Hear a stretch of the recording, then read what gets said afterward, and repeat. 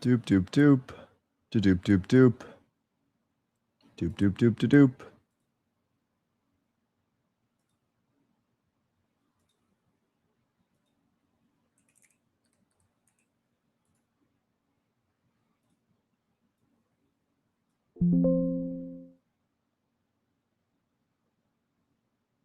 You were just watching one of my YouTube videos. That's great.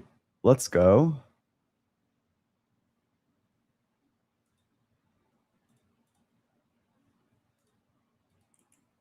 Ideal.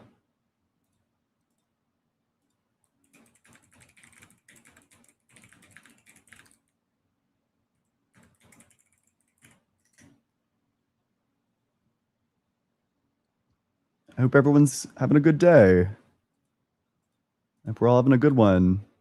You love my YouTube channel. Hey, thanks so much.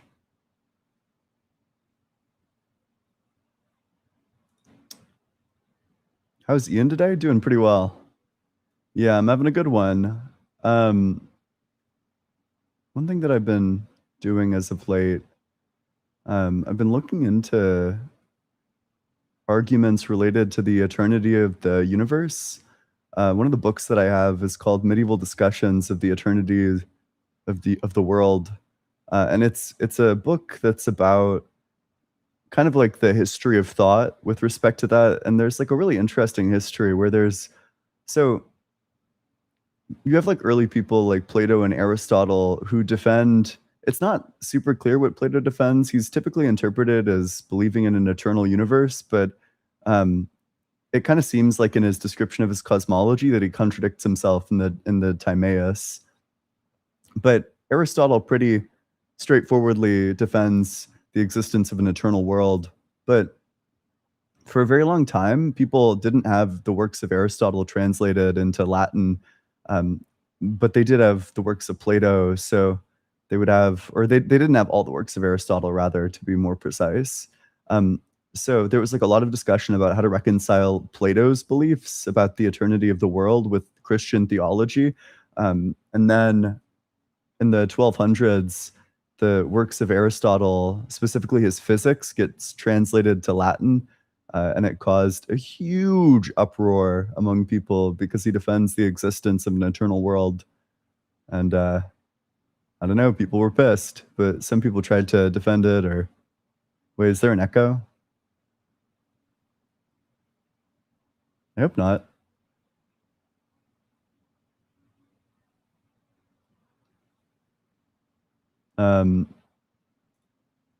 Okay.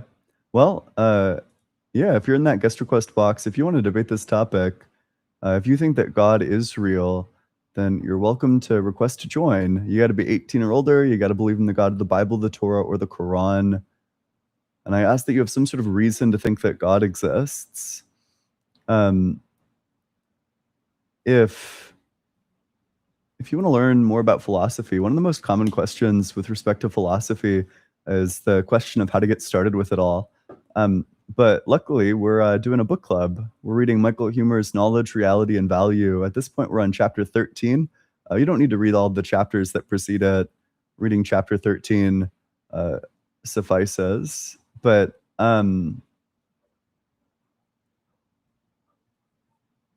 if you want to join that, it's on Saturday at 8 p.m. EST. It's the chapter on metaethics. So I'm excited to lead the discussion on that one. And okay, let's go over the criteria again. If you're in that guest request box, make sure that you're 18 or older. Make sure that you believe in the God of the Bible, the Torah, or the Quran. I also ask that you have some sort of reason to think that God exists. And with that, we'll go to the very next guest.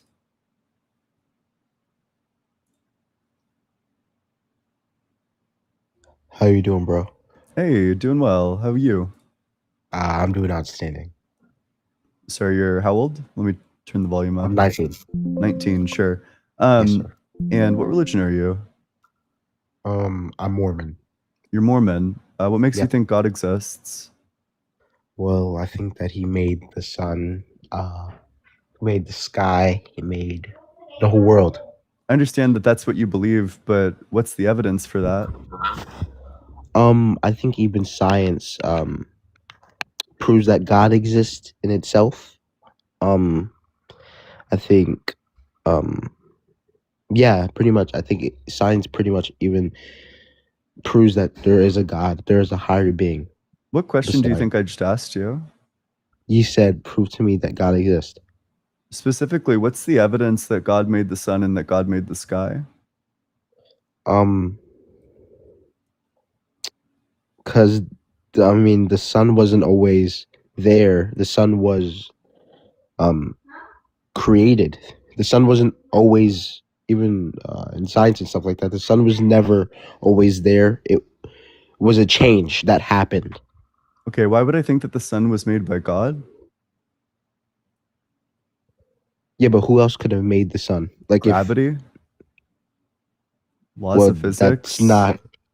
chemistry. Yeah, but I mean, you're an atheist, right? I am. Are you atheist or no? Yeah, I'm atheist.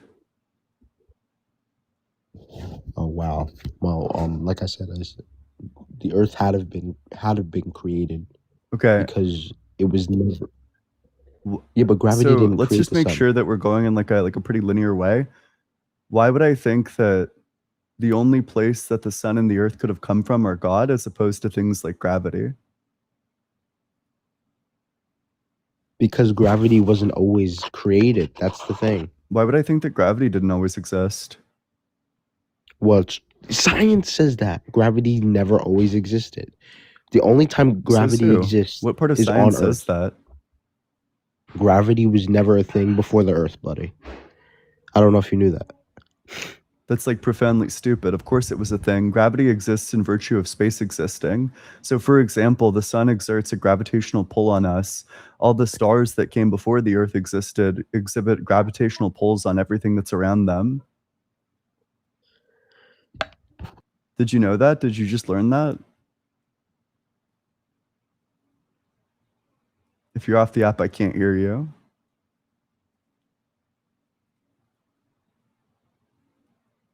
Okay, I think he's like running away. And that's fair enough. You can't even blame him.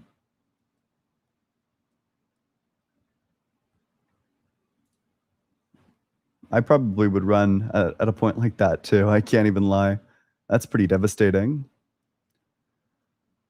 206 Toys, thanks so much for the super chat. Hi, Ian. My name is Brandon, and I really want to say that I appreciate people like you and Dr. Blitz, or I really appreciate you. People like you and Dr. Blitz have been a huge part of my deconstruction journey. Have some lunch on me or put this towards your next book. Cheers. Whoa, 206 Toys, thanks so much for that. Let's get a big, big W for 206 Toys. That's really cool. And I appreciate you, and I'm glad that I can provide that for you. All right. If you're in that guest request box, make sure that you're 18 or older. Make sure that you believe in the God of the Bible, the Torah, or the Quran. And with that, we'll go to the very next guest.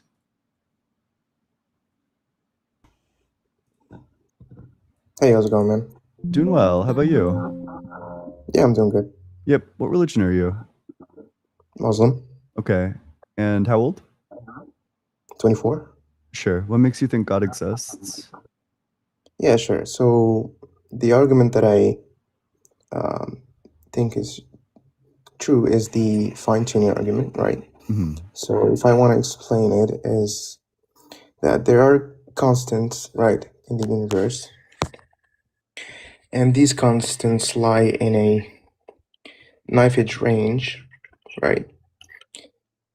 Which means that if these constants were slightly different, there would be no stars, no formation of any thing that would get us to the point that we are in right now. And by probabilistic reasoning, we say that if we just assume that it came about by natural means, that would be super improbable. And any rational mind would say that that can be possibly um, it couldn't have come about by natural means. And so the other alternative would be that it's a supernatural mean, and we understand the supernatural being to be God, basically. Yeah. Okay. Why would God want to create stars? Well, okay. So I think that the question has nothing to do with the process. So we're actually discussing the process and how it could have come about. So the question of why God decided to do this or that is not relevant to the argument, right? Because we have a mechanism, right? We have a mechanism by which these constants come about. So the reasoning behind why would God choose this other than any other thing is not relevant to the argument, right? Do Of we course it agree or not? is. In order for this to be evidence for your worldview, it would need to be expected on your worldview. If something isn't expected on your worldview, then it can't possibly be evidence for it. So, in order for the fine tuning data to be evidence towards God's existence, the existence of God would need to predict the fine tuning data.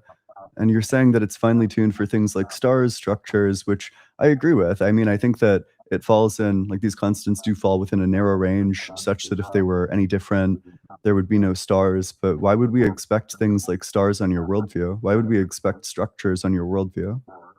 Sure, sure. I could basically say that we would expect that based on the fact that human beings, which are beings that are capable of um, doing good, are moral beings, exist only and only if the stars are formed. Basically, that's the argument. Right? Okay, so you're saying that the explanation for fine tuning in your worldview is that God has a desire for humans? Yeah, I'd say so. Yeah, basically, Sure. yeah. And would you agree that the range of constants that humans exist in is way smaller than the range of constants that life exists in? Um, no, I would say that okay, so okay, what you're telling me is that the range of constants that allow for life in general to exist is narrower than the one that has to do with humans, The right? opposite. I'm saying that the range of constants that allow for humans to exist is narrower than the range of constants that allow for life to exist. I would disagree because I would say that the range of constants that we have would um, inevitably allow the existence of stars, and you would progress into life and then humans. So it's like inevitable. It's not that there's a different set of constants that allow for life in general, and there's a different set of constants that's narrower that allows for humans to Do you exist, think right? that the range of constants that allows for humans is identical to the range of constants that allows for life? I would say so because let me explain why. I that's like an insane claim. I would need evidence for that. Uh-huh. Yeah, let me just explain. Yeah, So, please. yeah, sure. If I'm saying that the range of constants that is needed for even stars to form, right, to get to a point where life can even begin to exist, right, via abiogenesis, we're talking about that specific range of even stars to begin to exist. So that follows, right? There's a necessary progression from like stars to human beings. So it's like the same range, right? Like we're not differentiating between the range that allows for life in general and the range that allows for humans, right? Do you So understand what I'm saying? I think that that's probably just flat false. The idea that if the constants were different, I mean, surely there are some constants where life forms, it's just not humans. Why would I think that in every single configuration of constants that permits for life, it's going to lead to the development of humans specifically, that's going to contain our exact evolutionary Yeah, lineage? sure, but I'm saying that any other different set of constants would not even allow for fundamental structures to form, right? Let's go one You see step what at a I'm saying? time. The question is Yeah. whether or not the range of constants that allow for humans is smaller than the range of constants that allow for life. Also, I guess I could work with even what you've just told me. If you're saying that it's the same range of constants, then you've built fine tuning into God himself. God is a What do you mean by finely tuned desire for humans specifically. no, no, no? That's not what I'm saying. So you're saying that I'm saying that God should be fine-tuned as well, right? You're trying to explain the fine tuning of the constants by Mhm. saying that, God wants humans, but the constants that permit for humans are finely tuned, which means that you're saying that God has a finely tuned desire. You can't explain the fine tuning of the constants by saying that God just has this finely tuned desire. It's not a finely tuned desire. It's just basically saying that that range, right? that range of the constants that allow for life is super narrow. And if we take a naturalistic account, then that would be super improbable. It's very simple reasoning, right? Do you think that responds to my point? What's your understanding of my argument, and how do you think that answers that? Yeah, sure. You would have to repeat it. I'm sorry. You'd have to repeat it, and then I would answer. Yeah. Sure. So it doesn't seem like this is going to be able to explain the fine tuning, because what you're doing is building in a finely tuned desire for humans within God himself. So in order to explain the fine tuning of the constants, you're fine tuning God's desires within your hypothesis, which means that you're not actually explaining the fine tuning. You're just kind of kicking the can down the road. Yeah, sure. I understand that. So what I'm saying is that the theory of God that I'm positing, by definition, is a God that would allow for humans, right? By definition. Do you see what I'm saying? That sounds like a finely tuned hypothesis. It's a right. So it's a, like, by definition. So we have a theory, right? So okay, we have a theory. Theory A is that there's a God that by definition wants humans to exist, right? And theory B is that we have a totally naturalistic account, right, by which humans will exist, right? Wait, but what if I just believe in like a universe that's disposed towards creating humans? You know, I can just finely tune the universe then. If you're saying that it's fine to build this kind of like fine tuning into the hypothesis, then I can just posit like a naturalistic universe that just has like a spooky disposition towards creating humans. Sure, but if it's a naturalistic account, then you would have to prove intentionality, right? No, it's just disposed towards doing that in the same way that, for example, things are disposed towards traveling close to each other via gravity. Yeah, but being disposed towards something is basically having a, like, wanting that to be the end goal, right? Being disposed towards no?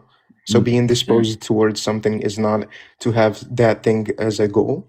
No. For example, we might say that like the candle is disposed towards being flammable, but we wouldn't say that the candle has like a desire to be flammable. Oh, so you're saying its properties are right? Yeah, I could just posit like a universe with the properties of producing humans. Yeah, but that would be very dubious if we were describing the universe, like saying the universe is predisposed to produce humans. Like if you try to explain God is predisposed to creating humans. No, but the theory, okay, listen, the theory of God is like, by definition, okay, God is a being that wants to have human beings as a result of it's not a definition of God. No. Typically, the definition of God is something like a personal being who's the ultimate foundation of the universe. If you're just positing, like if it's just like a brute posit in your hypothesis that the universe, or that God wants humans and he creates a universe with humans, I'm not sure what would stop me from saying that it's just a brute posit in my hypothesis that the universe is going to produce humans. Yeah, so the difference here, okay, let me just explain it very briefly. So we have two theories, like the naturalistic theory and then the supernatural theory, which has to do with God. So you're saying that by the same logic of me saying that God wants humans to exist, I can say that by my naturalistic account, my naturalistic processes are predisposed to have humans to exist, right? Yeah. Is that what it should say? Yeah, I'm not sure what would stop one but not the other. Yeah, sure. But what I'm saying is that within the naturalistic theory, you have very strict rules of how that operates. You can't really define naturalistic accounts that it can have an actual predisposition towards something. What's the argument for that? The argument is that you have to posit laws for it, because that's how we describe like naturalistic accounts. Like either we have laws or we have like, yeah, but basically the laws are the fundamental thing that by which we explain things, right? Oh, why couldn't I posit that it's like a naturalistic universe? So for example, there's like a view in philosophy called axiarchism, which holds that the universe is just disposed towards goodness. I mean, in this version of events, you know, why couldn't I explain the existence of humans by appealing to something like a universe disposed to goodness, in the same way that you're trying to appeal to a God disposed towards goodness to explain the existence of humans? Sure, but goodness on a naturalistic account really doesn't make much sense, because goodness is subjective. Yeah, listen. Wait, what's the argument that it must be subjective on the naturalistic account? I didn't finish. Goodness is subjective to human beings. If human beings do What's not the exist, then argument for goodness. that? Yeah, let me just say something. If humans do not exist, then the meaning of goodness does not make any sense. What's Goodness the has to argument do, for that? because you cannot define goodness without human beings existing. What's That's the like, argument for that? okay. Goodness has to do with evaluating things within human beings' minds, right? Wait, what does it Good mean to you say cannot- that God is all good? God is all good? Yeah, when you say God is all good, what does that mean? Is that it means that he can only do things that are good, basically. That's But circular. that would be exactly, that would be I'm a tautology. asking, but like, it's when not- you say yeah, like God no, is good, yeah. what's your definition of good there? Yeah, I agree that it would be a tautology, right? Because goodness is defined by what God does, Oh, right? then I'll just give a I- circular account of goodness, and then we can say that the universe is disposed towards that. No, but the thing is, goodness cannot be defined without a cognitive, like cognitive No, you cognitive can just say trait. that goodness is- is goodness, just like you did. I didn't say goodness is goodness, right? When you say God is good, Okay. what does good mean there? Yeah, that would just mean what God does. Yeah, I Just agree. what it's God tautology. does? Yeah. Okay, then I could say like goodness is just what the universe does, and it, creates humans. Okay, so going from saying I could define good is what the universe does cannot take you from that to making humans under a naturalistic account. Of course no? it can. I can just say that these are the good constants. Yeah, but I think we're getting into okay. So my argument was that the predisposition, right? Mhm. When we're talking about something is predisposed to do something, Mhm. right? It means there's an end goal, right? No, That was I don't decided. grant that. Well, I think that we have a fundamental difference here. No? Would you say that paper is disposed towards being flammable? No. That would be a You category don't error think because paper we're is saying that disposed towards being flammable? no. Okay, so we're saying that paper, one of its properties is that it can be flammable, right? Mm-hmm. It's not the same thing as saying as there's a yeah, sure. Okay. So when I say that something is predisposed to do something, yeah, maybe I can agree with you that it can be defined that way. But when I'm specifically saying predisposed towards something, I mean there's an end goal in mind, right? That was defined, that was decided before that thing happening, right? So you have a goal, right, in mind. Is this an idiosyncratic reading of this? Because when I say predisposed towards it, that's not what I mean. When I say Yeah, that we could just have a universe predisposed towards creating humans, I'm not saying that we have a universe that is like a mind.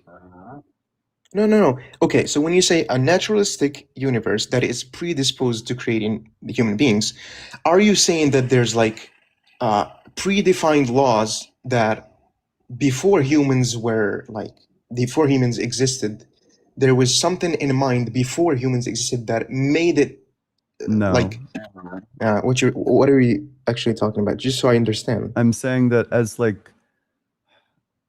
as a matter of like being disposed towards a certain result, that it will behave in specific ways when interacted with.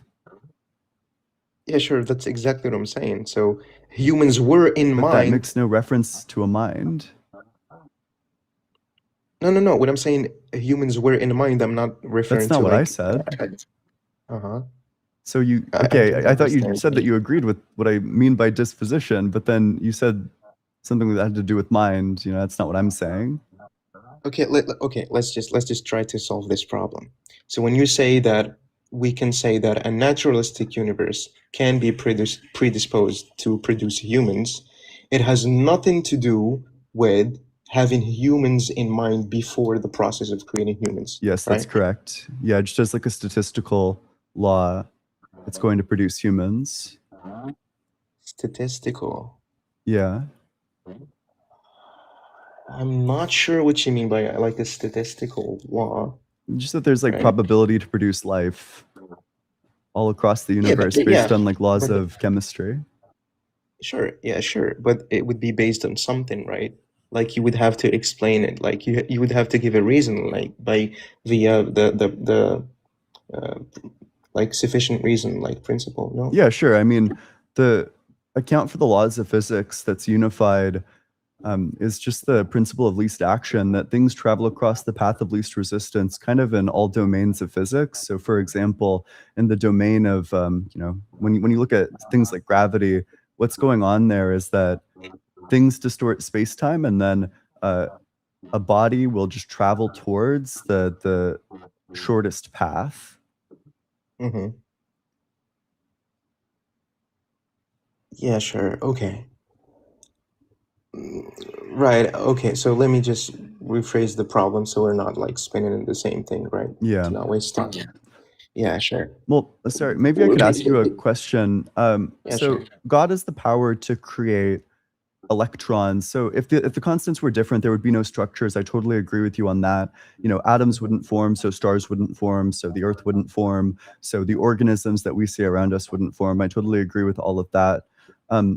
But there would still be things like electrons whizzing around. So God has the power to imbue within these electrons minds and to make them morally valuable agents such that they can autonomously take actions like, say mean words to each other.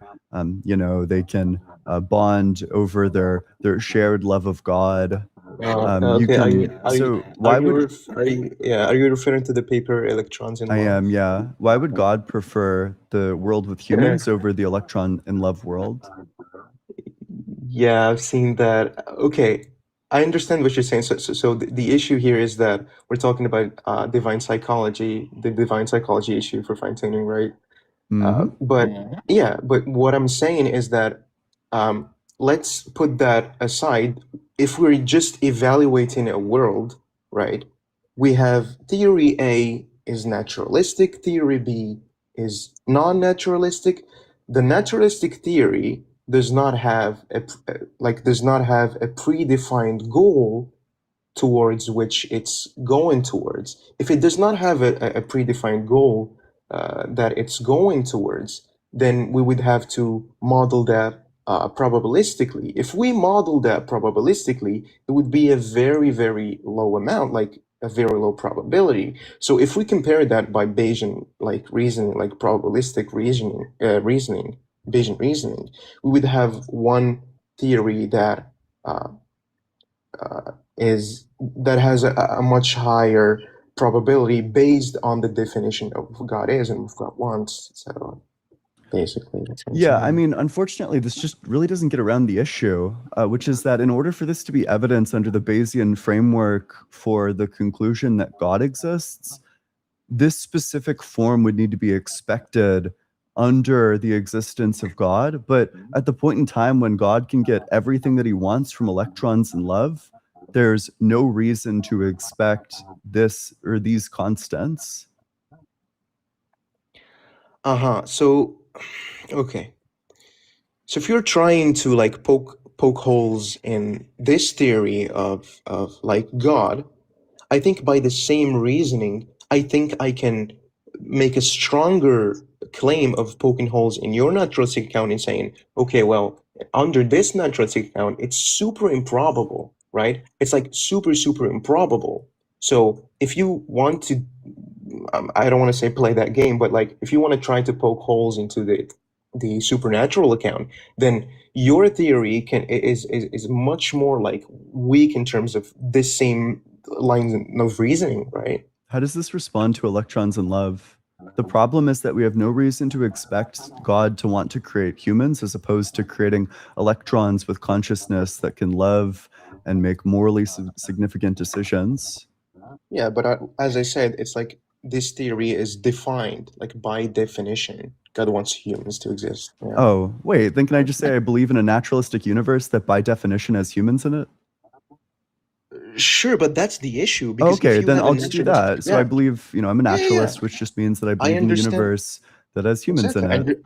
I understand what you're saying, but under the naturalistic account, it's super strict, right? If you believe in a naturalistic No, account, then by obviously, definition, it yeah, has it is super humans in it. strict. Wait, that's just the definition of it. In the same way that you're just brute positing, I'll just brute posit. Okay, I believe sure. in a universe that just, brute has these constants.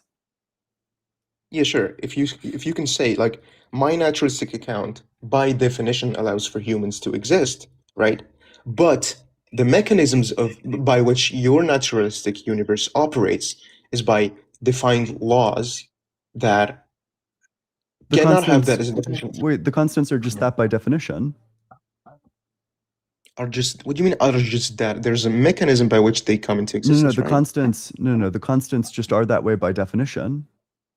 By definition of the universe.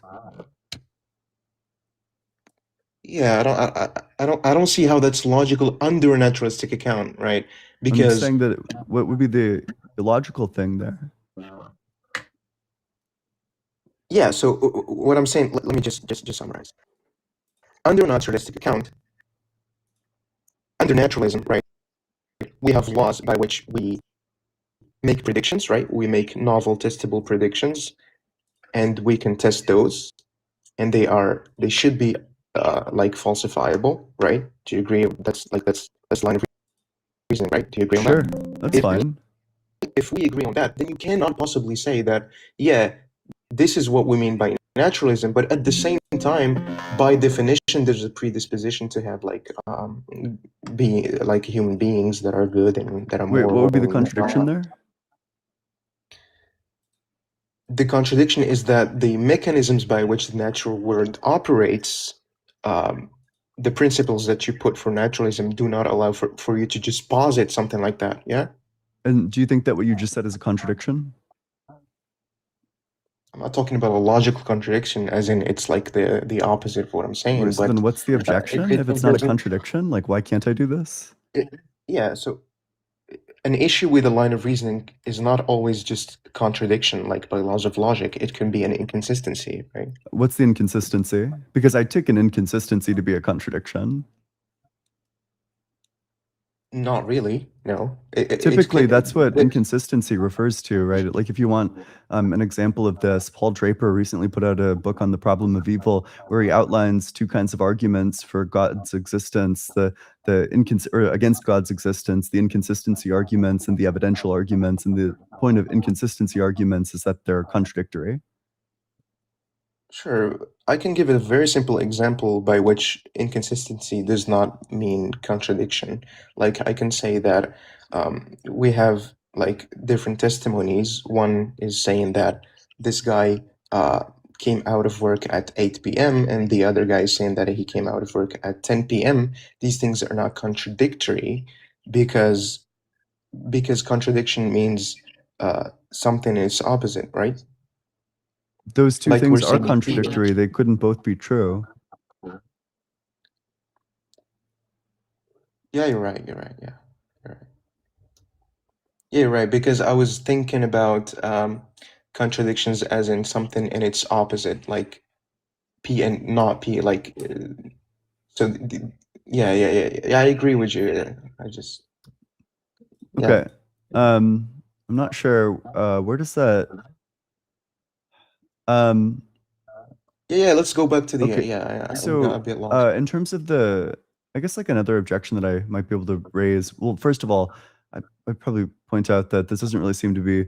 I mean, do you think like a personal foundation that creates electrons in love would not qualify for God? Yeah, by definition, like yeah. Okay. What's more likely to exist, a personal foundation or a personal foundation that creates humans? We're not evaluating what's more likely. I think we're talking about theory A, that theory A is like there's a God that wants humans to exist. Theory B like is that we have just a naturalistic account, and we're comparing the two. Basically, that's my argument. I kind of want an answer to that question. It's important in terms of Yeah, Bayesian reasoning. Yeah, can you What's repeat more that, please? probable? A personal foundation exists, or a personal foundation exists and that personal foundation creates humans specifically? I would say it creates humans specifically, and I would explain that, because if it's a You don't want to say personal that. yeah, let me just explain, please. Okay, go for it. Because the personal foundation has traits, has like cognitive traits like knowledge, like power, like wisdom, and these traits are the things that we see in humans, but to a lesser degree. So yeah, I would say that if there's a personal, like a personal foundation, then yeah, we would expect beings that have these sort of traits, but in a lesser, like a lesser degree. So that's my, what you Let me mean? pull up the relevant law of statistics here. Statistics, okay. Yeah. Let me.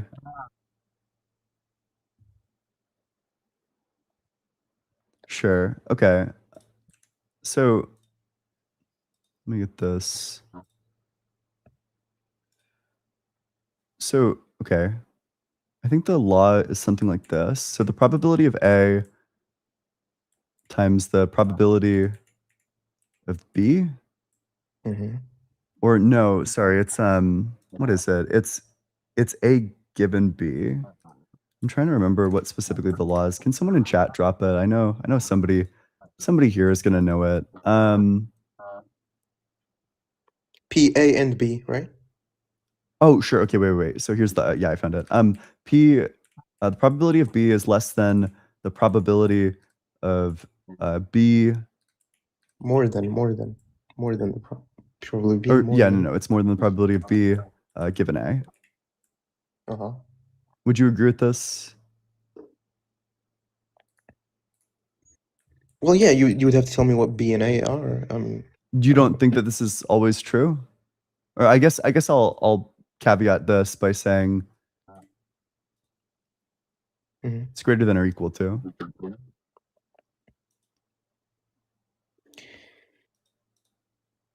Ooh, okay.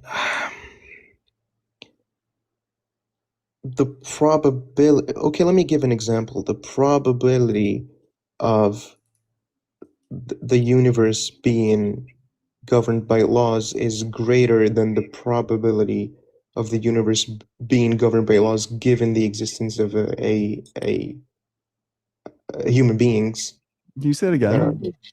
okay, the probability of a structured universe given laws, you're saying, is greater than the probability of a universe like that is governed by laws given given human beings that are like that can take account of these laws. That would be false because the probability of a universe governed by laws given the existence of uh, human beings would be more than the probability of just the universe being governed by laws.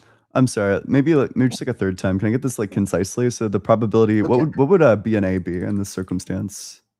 Yeah, B is a universe, right, that is governed by laws, meaning we can predict things within this universe. Like we have the same initial conditions, we do the experiment, therefore we can predict the outcome, right? Okay, and what's A? A is the existence of agents that can see this, like observers. Yeah, that's the right term. The existence of observers of this. You see what I mean? So you think that there are, if you went through all of the universes governed by laws, you think that there are more universes governed by laws with the existence of agents who can see and observe this Yeah, but when we're than talking there about are probability, just sure, like we're list not. of like universes themselves that are governed by laws? Yeah, but when we're talking about probabilities, we're not talking about there's more universes that are governed by laws uh, compared to the universes that are governed by laws given observers. That's not what we mean, no? Maybe Because we're saying, yeah. so Let me just I explain think it. I Let me think a just, picture would probably be helpful. So yeah. Can I explain it very briefly, please? yeah, sure, and I'll draw the picture. So, So yeah. Okay, go ahead. sure. I'm trying to remember. So what was you're saying, oh, okay, yeah. It's like a personal foundation exists. Mhm. Let's have that be the big circle.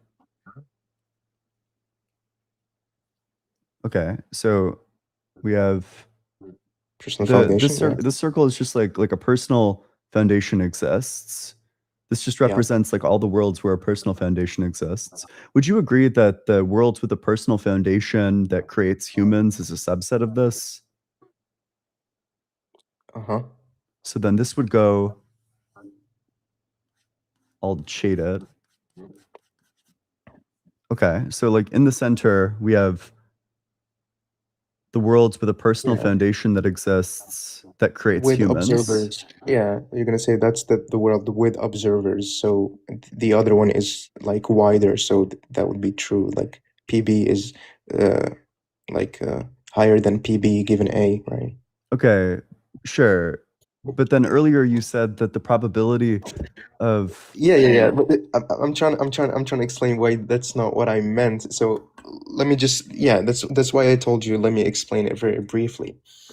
So the thing is, because observers exist, they exist within this bubble where laws are constant, like, which means that our brains that can even ask this question of like why is the universe this way could not have existed only if the universe was predictable. If the universe was not predictable, you cannot have reasoners, which are us, that can even ask this question. Like it's a implication. Do you see what I mean?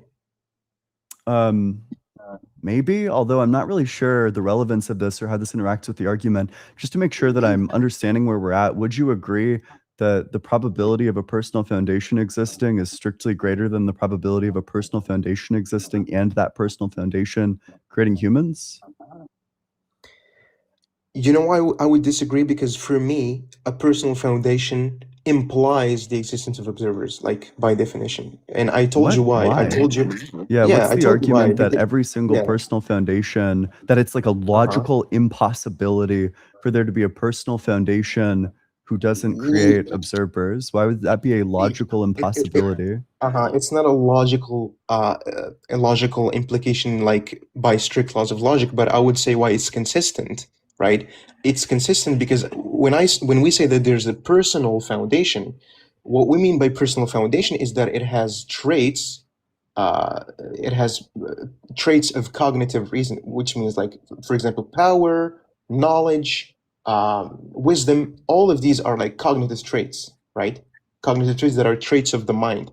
If we have traits of the mind, we would expect there to be beings that have these traits of to a lesser degree of that supreme foundation. That's basically the argument. I don't know if you're aware of this, but what you've told me is that there are more possible worlds where a personal foundation okay, would you agree that all the worlds that are a personal foundation that create observers are worlds with a personal foundation? Yeah, but I'm saying it's an implication. For me, Is it a like a strict person. implication, or are Yeah, you just saying it's a likely implication? I said it's a coherent implication, and I Is it a explained by strict traits. implication, or is it just a likely Logically, implication? like logically by laws of logic, no, of course it's not. Like by strict laws of Then it logic, would no, be a it's not. subset. Unless you have a strict logical implication here, then you need to concede that the probability of a god or like a personal foundation that creates life is Sure, less but than we the don't. probability of a personal foundation simplicator. Yeah, but we don't reason only by like strict logical implication. I said the Okay, another coherence of the logic theory. denier, dude. No. I'm not a no. Absolutely not. I'm not a logic denier. Absolutely not. Let me explain what I Okay. just said. You understood me wrong. I didn't say we shouldn't always reason by strict logic terms. No, that's not what I said. I said if we have a theory that's coherent given certain data that I stated about traits, right? Then that would make sense. I'm not saying that strict logical reasoning is not valid in this line of reasoning. That's not what I said at all. Okay. I'm gonna go ahead and formalize this for you, such that we can, I don't know, maybe like weasel a bit less. Yeah, sure. Okay. So all the worlds with a personal foundation who create, what do I want to say here? With a personal foundation who create humans are a subset of all the worlds with a personal foundation simplicator. Sure. Can I say something here? Okay, do you agree with this? Yeah, that's why I wanted to say something. So Okay. I'm saying that the worlds with a personal foundation without an observer don't make much sense to me. Are they impossible? They're not impossible in a strict logical sense, yeah. So then you would But say they're that but, there are but more they're just worlds with a incoherent. personal foundation than there are But, with a personal but they're foundation. just but they're just Incoherent means in terms- contradictory. No, that's what we said. We disagreed about that, right? You don't think incoherent means contradictory? I don't think incoherent implies contradictory. What I is? don't Are you think that. familiar with the epistemological theory called coherentism? Coherentism? Can you state it like very briefly? Yeah, it's just the view. It's an alternative to foundationalism, where foundationalism holds that there's like certain indispensable like items of knowledge that it would be basically self-defeating to deny. Coherentism holds that a view has justification insofar as it's not contradictory. Has justification. Are we talking about like theories of truth, like Epistemology. epistemology? Yes. Uh-huh. So something we gain knowledge of something unless it is non-contradictory. Is that what you're saying? It's just saying that what determines whether or not you're justified in believing all the things that you believe is whether or not it's coherent. Implying that it's not contradictory, yeah, because coherent means Yeah. that it's not contradictory. Ooh, well, that would be a very deep issue in modality, because it would be like anything that does not have a logical contradiction would be true. That's a very No, just justified, not true. That's what coherentists hold. But I'm specifically outlining that to just show how the word is used. Coherentism is taken to mean not contradictory. Incoherent means contradictory. But okay. Regardless, do you think that there is the same number of worlds with a personal foundation as there are with worlds with a personal foundation who creates humans? Yeah, I don't really agree with the possible worlds account for modality for possible things like. Oh, so you're a modality. necessitarian? No, if you don't believe that, that doesn't mean you're necessarily a necessitarian. Okay, what do You you can be you can be a model deflationist, like it's not an implication. Right? Okay, so You then You I can say guess that modality is like linguistic coherence. is Basically. linguistic coherence. Yep. Okay, and by coherent you mean like not contradictory? Yeah, so it basically means that when we say that modality is about logic, then metaphysics, then physics, that we mean that it's not true, because metaphysics are not really well defined, so we don't really we can't really reason in metaphysics in terms of modality. We only have logical modality and physical modality, or nomological modality. Oh, wait, then right? how do you then I almost wonder if like this debate just becomes like way easier for me if that's your view on things. Because I have no idea what would possibly stop me from just saying that I'm a necessitarian and then the laws of the universe, like the physical constants, are necessary. Well, if you're a necessitarian, we can talk about the mechanisms by which the constants come about, and we can see whether these are like non-deterministic mechanisms or if they're deterministic, right? Why would I think that these constants ever came about as opposed to always existing? Always existing. Yeah. In fact, let me motivate that. So change always existed. The reason why change always existed is because if it didn't always exist, then there would be a state without change, and then a change would occur within this state without change, and it would become a state with change. But then a change would occur in the state without change, which is a contradiction.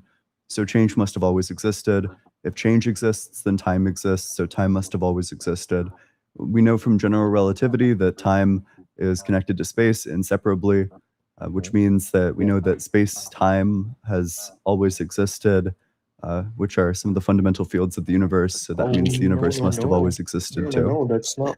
No, that's not what. No. It doesn't mean that time and space always existed. No, that's not what it means. Okay, I guess I What could it, put the argument on screen. You could. So I have premise 1, change always existed. Premise 2, if change always existed, then time always existed. okay, yeah, sure. Can we pause here? Like the first premise. Yeah. Can you please explain it? Yep. Change always existed. Yep. I'll motivate that. If change did not always exist, then a changeless state changed into a changing state. That's not a contradiction. It is a changeless- contradiction. Okay, so there's a static state that changed. Yeah. That's not a contradiction. No, it is a contradiction. That's the problem. Okay, a static state that changed is a contradiction, you're saying? Yes. Oof. Okay. So Yeah. change must have always existed. Because, okay. Yep. It's a proof by contradiction. Yeah, sure, but what I'm saying is a static state that changed is not a contradiction. Okay, so you think a change can occur in a changeless state?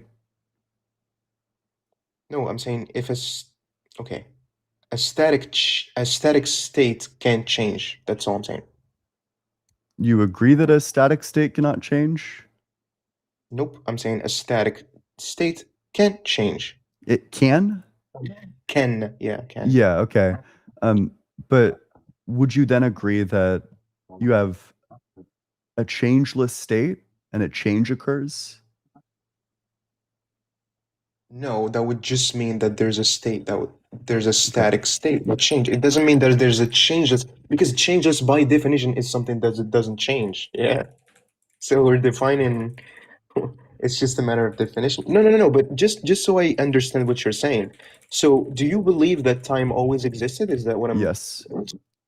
Ooh, okay. So okay, you've already told me that time is like the fourth dimension, which is related to space-time. They're not things that can be differentiated or like one can put in like they're both something. They're one thing, right? That we can't say like time without saying space-time, right? It's like time is the fourth dimension of the fundamental like fabric of space-time, basically. So if that's the case, you're saying that space-time always existed? Is that what I'm getting? Yeah, but okay, which premise here would you reject of 1.1, 1.2, and 1.3?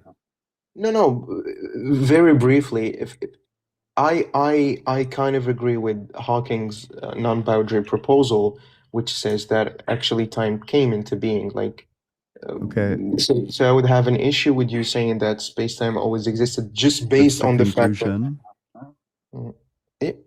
Conclusion. Okay, what do you That's mean? the conclusion to the argument. If you accept the premises, then you need to accept the conclusion. You can't both accept all the premises. That is to But say, I- like, not deny any of them and then not Mhm. also accept the conclusion.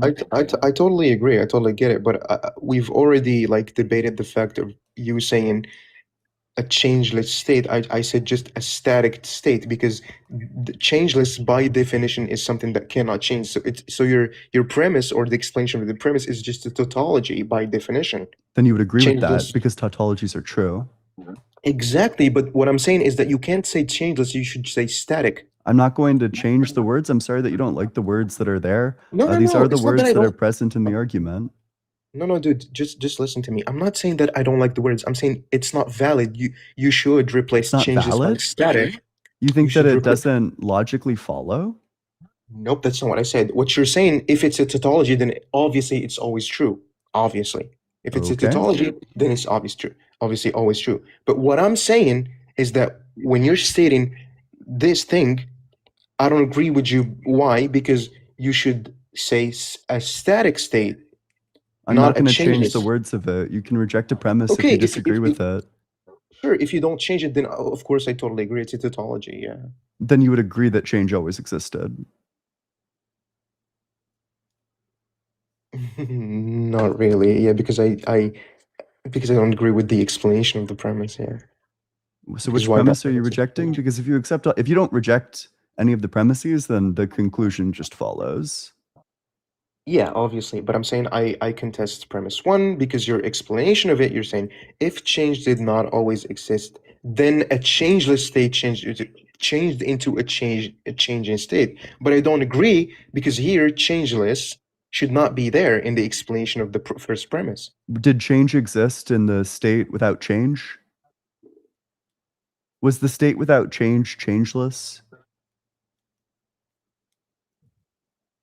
It no okay.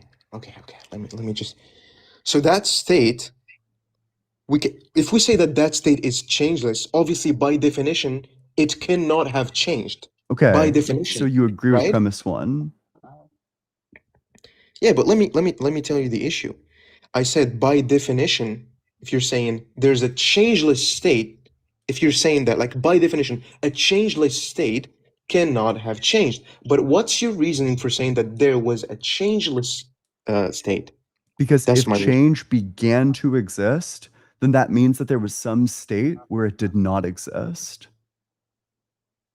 Sure, where's the contradiction in like there That's was a a changeless state. A state with change not existing is a changeless state. I'm kind of lost, honestly. Kind of Okay, lost. I'm confused by your confusion. Yeah, but I'm confused about your confusion of my confusion. I don't Is know. there like a Okay, premise I'm that trying to. you're stuck on, or Yeah, it's like your explanation for why the first premise is valid. I disagreed with that by saying that you valid? cannot put sound, right? I I don't know. That one's even worse. Sure, so valid, yeah. So the premise, like, You should probably, okay, when we're discussing formal logic, you should probably use a word other than valid or sound, unless you mean like valid or sound. Because what valid refers to is a property of the structure of arguments. What validity means is that the structure of the argument is such that if all the premises are true, that the conclusion follows. I recognize that. And sound means that you don't have to take into account the truth of the premises. No, You just have to that's take into account validity. that. Ah, okay, And okay. sound is like So, the premises are true and it's valid. okay. Yep. Okay. But Sorry, sure. sorry. Okay, that's fine. So you take issue with the with 1.1, but I don't know what the issue with that is. Like it's just true to say that it's a Okay, changeless state. okay. We'll just do it one more time so we're not wasting people's time. Okay. I'm gonna do it one more time, and if Yeah. you don't agree, then you don't agree. Yeah. So I'm saying um when you try to explain why premise one is true, you say that if change did not always exist, then a changeless state changed into a changing state. And I'm saying that no, you cannot use the word changeless because if you use changeless, then obviously it would be a tautology. What you should use instead of changeless is a static state. That would be more logical. That's all I'm saying. So the reason why this is like a particularly bad critique is because tautologies are always true. So you're saying that this is a bad premise because it's like trivially true. If it's trivially true, then just accept it. Does change No, exist in a static state? I recognize that it's a tautology. That I did recognize that, right? But what I'm saying is that okay, let me tell you something. Okay, you can state a tautology, but if that tautology is trying to represent something, like you're trying to support a premise, then I would disagree because that even if it's tautology, you cannot put that tautology there to explain the premise. Are That's you all I'm saying that saying. I'm premise not. one, like the consequent of premise one, is a tautology? I'm saying your explanation of it is a tautology, and I don't. I don't think you're allowed to put that tautology to explain the premise. That's all. Okay, first of all, it's not a tautology. A tautology is literally just saying the same thing twice. Exactly. This Yeah, isn't yeah. saying If this you, isn't saying the same thing twice. A yeah, let me changeless explain why. state changed into a changing state is not a tautology. A tautology would be like the sky is the sky. Blue is blue. Yeah, but would be a what I'm tautology. saying, okay, let me explain what I meant by tautology. Because by definition, changeless equals a state that did not change or cannot have changed. So if you put two and two together, you put changeless state changed into a changing state, then it would be a contradiction given the definition of changeless. I Like you're agree. just That's the point. It's a proof by contradiction. yeah. Okay. I'm just a bit lost, honestly. Okay. That's the point, is that it leads to a contradiction. The point is that the view where change does not always exist is contradictory. Because the view where change does not always exist implies that there's some state without change, and then that state without change changes into a state with change. Yeah, we And can I'm have saying a that that stat. can't happen. Yeah, what I'm saying is that we can have a static change that changed for a reason or another. What does That's static not mean? contradictory. Static, that it means it's not changing at the point at the time that we're speaking about it. At the A static what? state. At the time? So Okay, there was at the time in the static state? no. What I meant is like I didn't mean like time by which we're talking about. I meant a state that okay, a static state can change. That's all I'm saying. A static state can change. That's very simple. A static state can change, but does change exist in a static state? Change isn't. Yeah, but It's a static I think state that changes. a static state that can change. Yeah, by Okay. by an external factor. Yeah. Okay. Static refers. Okay, when I look up a definition for static, it's unchanging.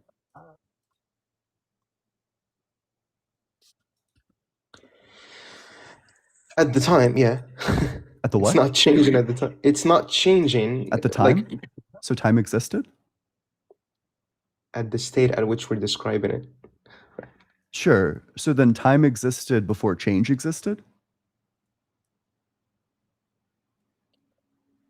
I mean, for me, I wouldn't define time like in terms of change, because I would like take a sort of very scientific definition of time, that is the fourth dimension of space-time, which is the fundamental fabric of the universe, basically. But in this static state, does time exist? You can have a static thing, yeah, and time, yeah, time operates, yeah. If you're saying that time exists before change exists, then your problem is catastrophic. Okay, let me just Because give a if very time yeah. exists prior to change Excuse me. existing, then there cannot be a change from a timeless state to a timed Okay. state insofar as time exists prior to change existing. Okay, just a simple example. So, for example, this cup that's on my desk right now, is it static or is it changing? I'm going to argue that it's changing insofar as it exists in like a series of, or it exists within time, and everything in the universe is exerting like force Yeah, on it. that's exactly Everything what I that's said. changing is making it such that it's not truly static. But that's exactly what I said. That I'm saying this cup is static, but time operates on it. That's exactly what I said. Okay, so you're saying that it is changing. No, I'm saying no. That's exact. I'm saying time operates Is the on gravitational it, but force that things are exerting on it changing while it sits there? what is it again? So, for example, the sun is exhibiting some level of gravitational force on that cup, right? Uh-huh. And the sun Yeah.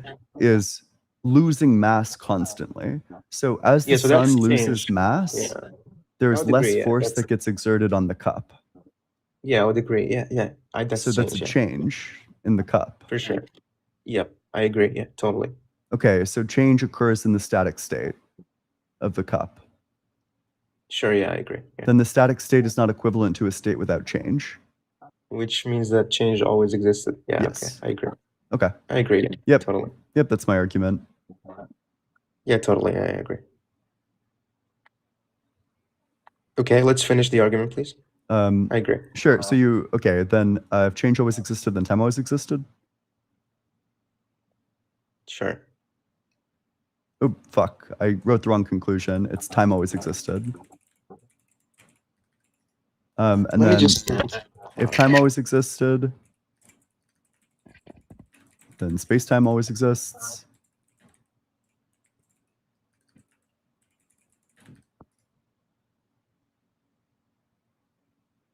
Mhm. Uh-huh. So yeah, just the point. So you're saying that the Hawking's theory of like the non-boundary proposal, you can actually counter that just by your philosophical argument. Is Yeah, that I think so. Although, okay, there's like one assumption here, which is maybe the thing that you actually want to be pushing back on. You might want to actually draw a distinction between time in like a metaphysical sense and time in like a physical sense. Although, I don't know, I think that that's yeah, gibberish. but that's the thing. Yeah, I don't agree that you can have time as a metaphysical thing and a physical thing. Like, Mhm. there's one ontology of time. Like, we can't like have two accounts. Like Yep. that would just, yeah. I agree with that. But hey, I mean, that's my argument for the uncreatability of the universe. But we've been talking for like an hour. Is there anything else you wanted to talk about? No, yeah. Thank you so much, Hey, I man. appreciate the conversation. You were like very respectful. Thank you so much, man. Yeah. Bye-bye. But I appreciate that. You gotta, I don't know, I respect when they're respectful. I mean, I don't, I don't think he was like the perfect guest, but I do think that he was like humble. He wasn't doing like too severe of weaseling. Will Day, thanks so much for the super chat. My argument true implies therefore my argument true. Facts, dude. Slow TDI, thanks so much for the super chat. One thing that grinds my gears when these motherfuckers say, yeah, I get it, or I understand, but keep going without reevaluating what they're saying. I mean, that's like common. What are you supposed to do though when somebody springs something on you? You're supposed to, it's difficult to change your mind. Cameron, thanks so much for the super chat. Hey, Ian, started reading this little book called Philosophy 101. Do you recommend any other elementary philosophy book? I'm so glad you asked, Cameron. Michael Humer's Knowledge, Reality, and Value. We're currently reading it in the Discord. If you want to get started with philosophy, but you have no idea where to begin, we are reading that in the Discord. I'm leading the discussion this week. The discussion this time round is about metaethics. I'm excited to debate metaethics, or not debate metaethics. Sorry, it's not a debate, it's a book club. We're going to be talking about metaethics, and Michael Humer's mostly good arguments, but then, there are like some dubious ones in there. So I'm excited to see you all there. If you're in that guest request box, make sure that you're 18 or older. Make sure that you believe in the God of the Bible, the Torah, or the Quran. Ryan, thanks so much for the super chat. Change existing as proof of time is weak as fuck, homie. Time isn't real. It's the face you see in the bush. What the fuck are you talking about, Ryan? I don't know what it means to say time isn't real. I mean, surely time is real. It took you time to say that argument. Like, things are changing around me. They're happening at different times. I have no clue what you're talking about. Kane Malice, thanks so much for the super chat. Nature is disposed to crustaceans. Hail King. Based? True? That would be a good example.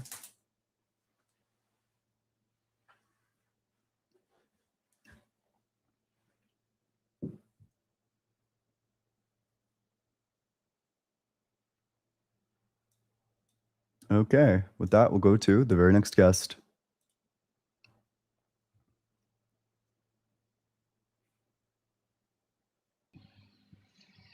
Hello? Hey, how's it going? How old are you? I'm over 18. Yep. And what religion? Oh, really nice. I'm Christian. Okay. What makes you think God exists? I've had a discussion with you before, and I said God is truth. Remember? Not a happy sound.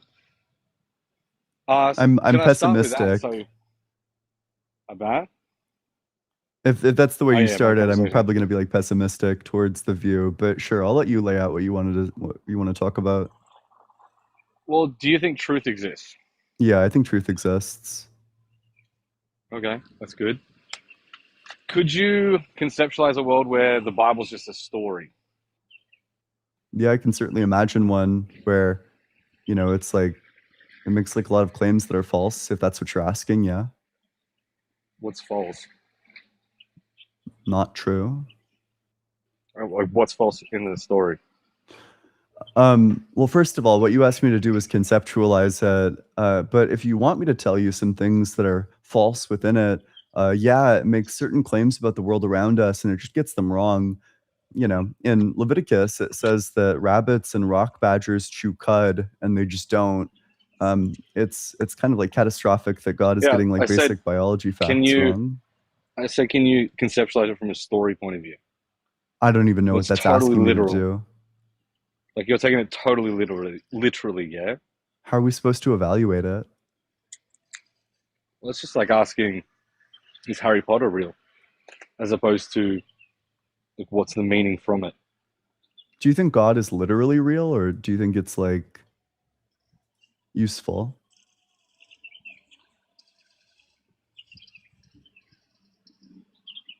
That's a good question.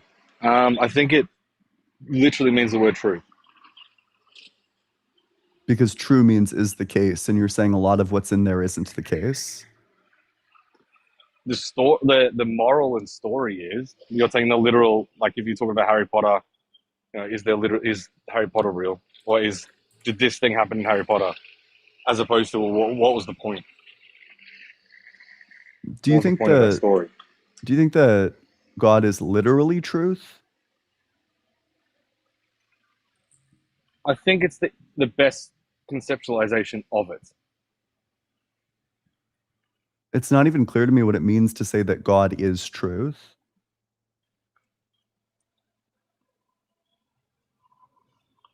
Do you think it's killing a baby, having an abortion at 9 months?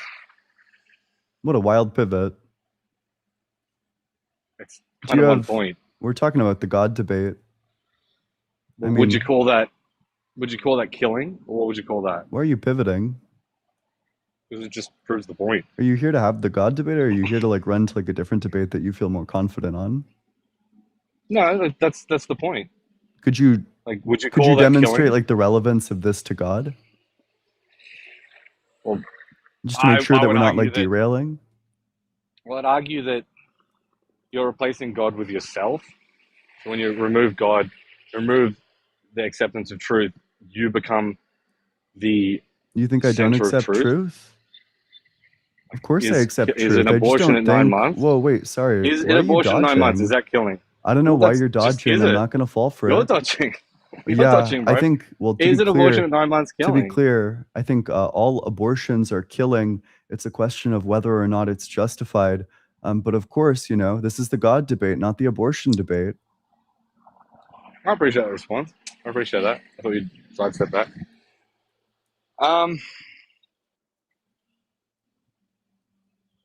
Yeah, I thought you were going to sidestep truth completely.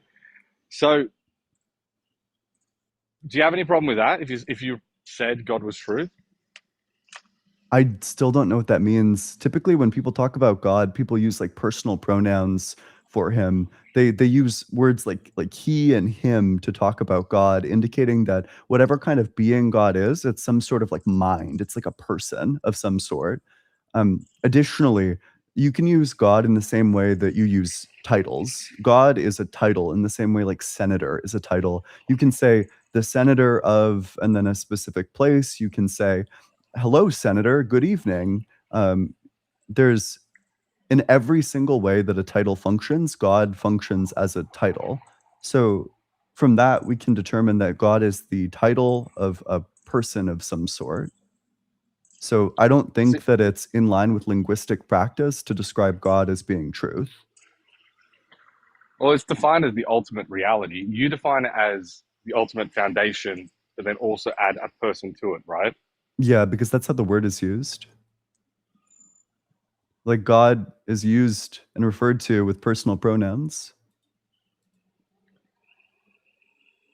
You wouldn't have a problem with it without the pronouns, right? I just don't think that that's how the word is used. It's how it's used generally, and then people add a personal image on top of it. You're literally a Christian. The Bible is full of references to God as a he. It's God as a he because it's the foundation of masculine beliefs and masculine being. Do you think it's accurate to use personal pronouns to describe God? I don't think it's necessary. But do you think when But somebody also, calls God yeah. he, is that incorrect? I don't think it's incorrect because the opposite is she. You have lots of options. You could say it. You could, but the foundation of truth, you can call that masculine. I have no fucking clue what that even means. That feels like vaguely means- sexist. I'm it not even means sure that what you mean there's- by that. It means that there's cultures that don't just reject truth, they actively accept dishonesty. Do you accept that? I don't know. That's probably true of a lot of people. No, like cultures, whole cultures, and I think that people as there's- well, but whole cultures. I think that there's like a huge aspect of like bros being dudes culture where you lie about your sexual exploits. So I don't know. That seems to be true of like a lot of like masculine cultures. Masculine It's cultures, like lie. it's like the locker room talk where people go in and just like lie. So That's I'm not not- really sure what your connection Yeah. is between like masculinity and truth. Like I think that across all cultures, there's going to be groups that are typically dishonest at the level of like their interpersonal relations. No, but there's also whole cultures where it's not just it completely rejects truth completely, and Like- you must be dishonest. And dishonest is seen as the right way to be. Like what? North Korea, for example. Okay, I'm sure that people in North Korea say some things that are true, and I'm sure that all cultures, there's going to be certain examples of times when you're encouraged to say a false thing. Like for example, in like Chinese culture, there's something called saving face, where you're supposed to say things that aren't entirely true to make a situation like less embarrassing for a person. Which is essentially not just accepting dishonesty, but calling dishonesty the right way to be. I'm not saying that that's the Right? right way to be. That's what they're saying. I don't think so. I'm not sure that that's quite what they're saying. I don't think that That they're is what they're saying saying. So like saving like face is lying it's is more good. important. I just think that Yeah, they're that's what saying they're that there's saying. like some circumstances where it's okay to lie, which by the way is No, like there's- obviously true. Do you think that there's no circumstance wherein the right thing to do is to lie? There's no circumstance at all. Nazis show up at your door, you're hiding Jewish people. Would you lie to the Nazis? Let's fucking go. Let's battle. You're But you're in a wheelchair. get out of There's it. nothing you Look, can you do. don't. You can get out of it without having to lie. You can say, "Look, man, you're not allowed in my house," or "I need to answer Okay, that," sure. So or- let's play this out. Nazis ask you, "Are you hiding Jewish people? You're a quadruple amputee. There's nothing that you can do to fight them." You say, "Get out of my house." They push you aside. They find the Jewish people, and then they execute all of you. I mean, why be there in the like? If you're in North Korea now, Why be in And North you Korea stand in the up and first say- place? exactly. That's the answer to the question. Also, I mean, I could sit and think for a while. Look, I could get out of the situation without lying. First of all, but if you're in North Korea right now, you're going to have to lie, and nothing good's going to come of that. If they just stop lying, if all of them just stop lying to each other, then it would stop being that way. Wow, dude, that's so profound. You know, guys, the political power just goes True. away. The missiles, they dissolve as soon as you tell the truth. All the machine guns, they start blowing bubbles after everybody just gets like really honest with each other. What else would be the solution to it? Because that's really the cause of the country. They're just accepting dishonesty, Well, they're and living what goes along under with that is rejecting God. a totalitarian regime. So, Is I don't think that there's a whole lot that individuals in North Korea can do. If they rose up and overthrew the Kim Jong-un regime, that'd be really cool. I don't think that the individual North Koreans quite have the power to do that. they could, or what are their options? I don't know. could leave? There aren't very great choices if you're born in North Korea. Well, all of them are kind of a story from the Bible. They could accept it, which is like the story of Buddha. They could leave, which is the story of Moses. They could stand up and say, look, this is wrong, get crucified. Like if someone right now in North Korea stood up and said this is wrong, they would be crucified, maybe literally in the street, right? Or they could say, look, we're going to go somewhere else and rewrite our own laws. They can't go somewhere else. I don't know if you're aware of that. They can't leave the country. If you are in North Korea and you walk towards the border, they'll shoot you. Some of them have. Yeah, and they make daring escapes. One of the I don't know if you've ever read their stories, but the shit that these people go through is like horrific. I read a story about somebody escaping like a work camp, wherein there was like, they escaped with their friend, and there was like this electric wire, and they had to crawl over their friend's dead body after they got electrocuted to not themselves get electrocuted, and then they have to like trudge through like fucking mud for days. Like the stories of North Koreans escaping are miserable. They are. They really are. So couldn't you not conceptualize that North Korea and South Korea are literally different timelines? I have no idea what you're talking about when you say timeline at that point. I'm taking the stories and making them real for you. Instead of just looking at, did this literally happen? Like you could say, is it alternate realities? You can say, is it literally an alternate reality? Or you could look at North and South Korea and say, this one's North Korea, this one's South Korea, literally the same people in different timelines. I take truth to be a property of propositions. So what are the specific propositions in question? How's it a property of propositions? Because propositions are literally statements that are true or false. But it is what it is. If something's true, it's true. I agree. And that's what you just said right now is a proposition. If something is true, then it's true as a proposition. So why could that not be the story of the Bible? When is something God like North Korea happens,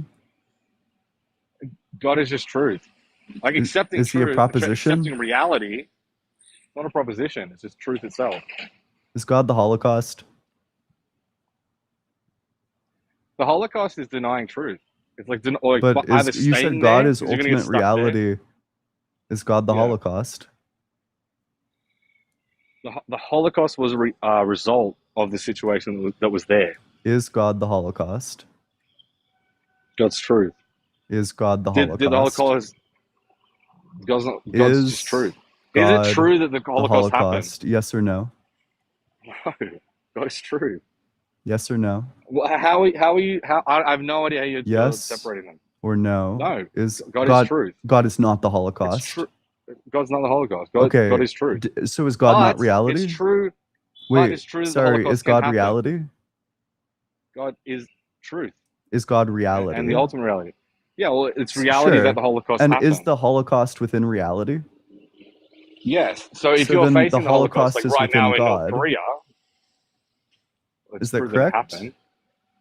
I would say it's evil. Okay.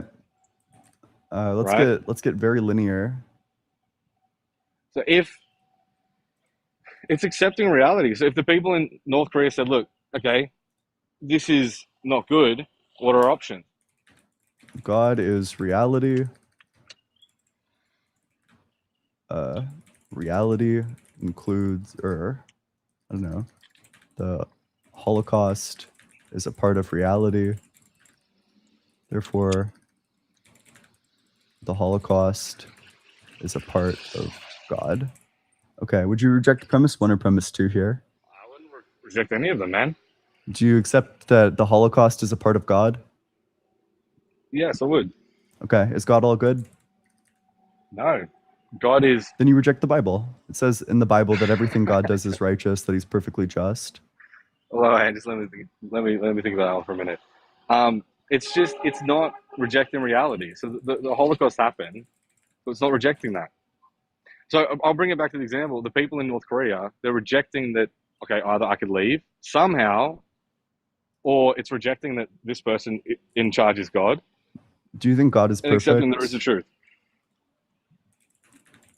Do you think God is perfect? Yes, I think truth is perfect. Truth Okay, is perfect. sure. Yes, God is perfect. and I think like the world is perfect. Okay. Therefore, I guess would you say, okay, if God is perfect, then every part of him is perfect. Therefore, the Holocaust is perfect.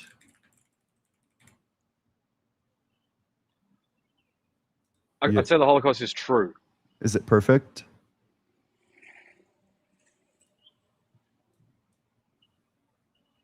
I'm not saying it's perfect. I'm not saying. I'm saying. I have to think about that. Which premise here would Is you the reject? That you're conflating truth with perfect. But God is truth and God is perfect, and truth is perfect. What I would be arguing is that those people could have had a perfect life. Have you Which- read? Wait, sorry, which premise do you reject? I got premise dude, 1, who's premise 2, wait, premise wait. 3, and premise 4. Which one do you reject? Who is the guy who wrote? What was that book? He was a doctor and he was in the Holocaust. I read it. Have you read it? I haven't read it. Do you reject premise 1, premise 2, premise 3, or premise 4? He could have not got on the train. That was the part of the Do you book. reject premise 1, premise 2, God is reality. premise 3, God is truth. or premise 4? God is truth. 1, God is truth. God is not reality. So you accepted this earlier, now you're changing your mind? God is not reality. Well, God is truth. Reality is eventuation of truth. What do you mean an eventuation of truth? Well, if you accept the truth, you're going to go in one direction. If you reject the truth, you're going to go in a completely different direction. If you reject the truth, you become North Korea. If you accept the truth, you become South Korea. Did you change your mind about So you get God two different being realities. reality? No, I said God was truth from the start. So You if put it we down as God checked as the reality. replay, we wouldn't have you agreeing with all of the premises? Well, the first 3 make sense. It's like God is reality, but it's closer as God is truth. The Holocaust is part of truth. The Holocaust is part of God. It's part of truth. Accepting the world for what it is accepting God. So, okay, to be And clear, accepting reality. You could say accepting reality as well, but truth is closer. I'd say, but they're pretty close. well, okay, what I'm going to do, just because we care so much about truth here, I'm going to go into the replay and then I'll Sure. play your exact words back to you. At the very start of the conversation, When you said that God is reality. yeah, it's fine. Reality and truth, they're both fine. I'm accepting all the premises there. It's totally fine. Sure. So then you accept the conclusion that the Holocaust is perfect. Yeah, and that's a hard truth to accept. Okay. It's not all truths are easy to accept. I kicked him. Classic blunder. All right, make sure you're double tapping on that screen, sharing it with your friends, doing all that good stuff. If you're in that guest request box, make sure that you're 18 or older. Make sure that you believe in the God of the Bible, the Torah, or the Quran. I also ask that you have some sort of reason to think that God exists. Optimus Rhymes, thanks so much for the super chat. If you're homeless, just buy a house. Dude, fuck yeah, of course. Why didn't I think of that?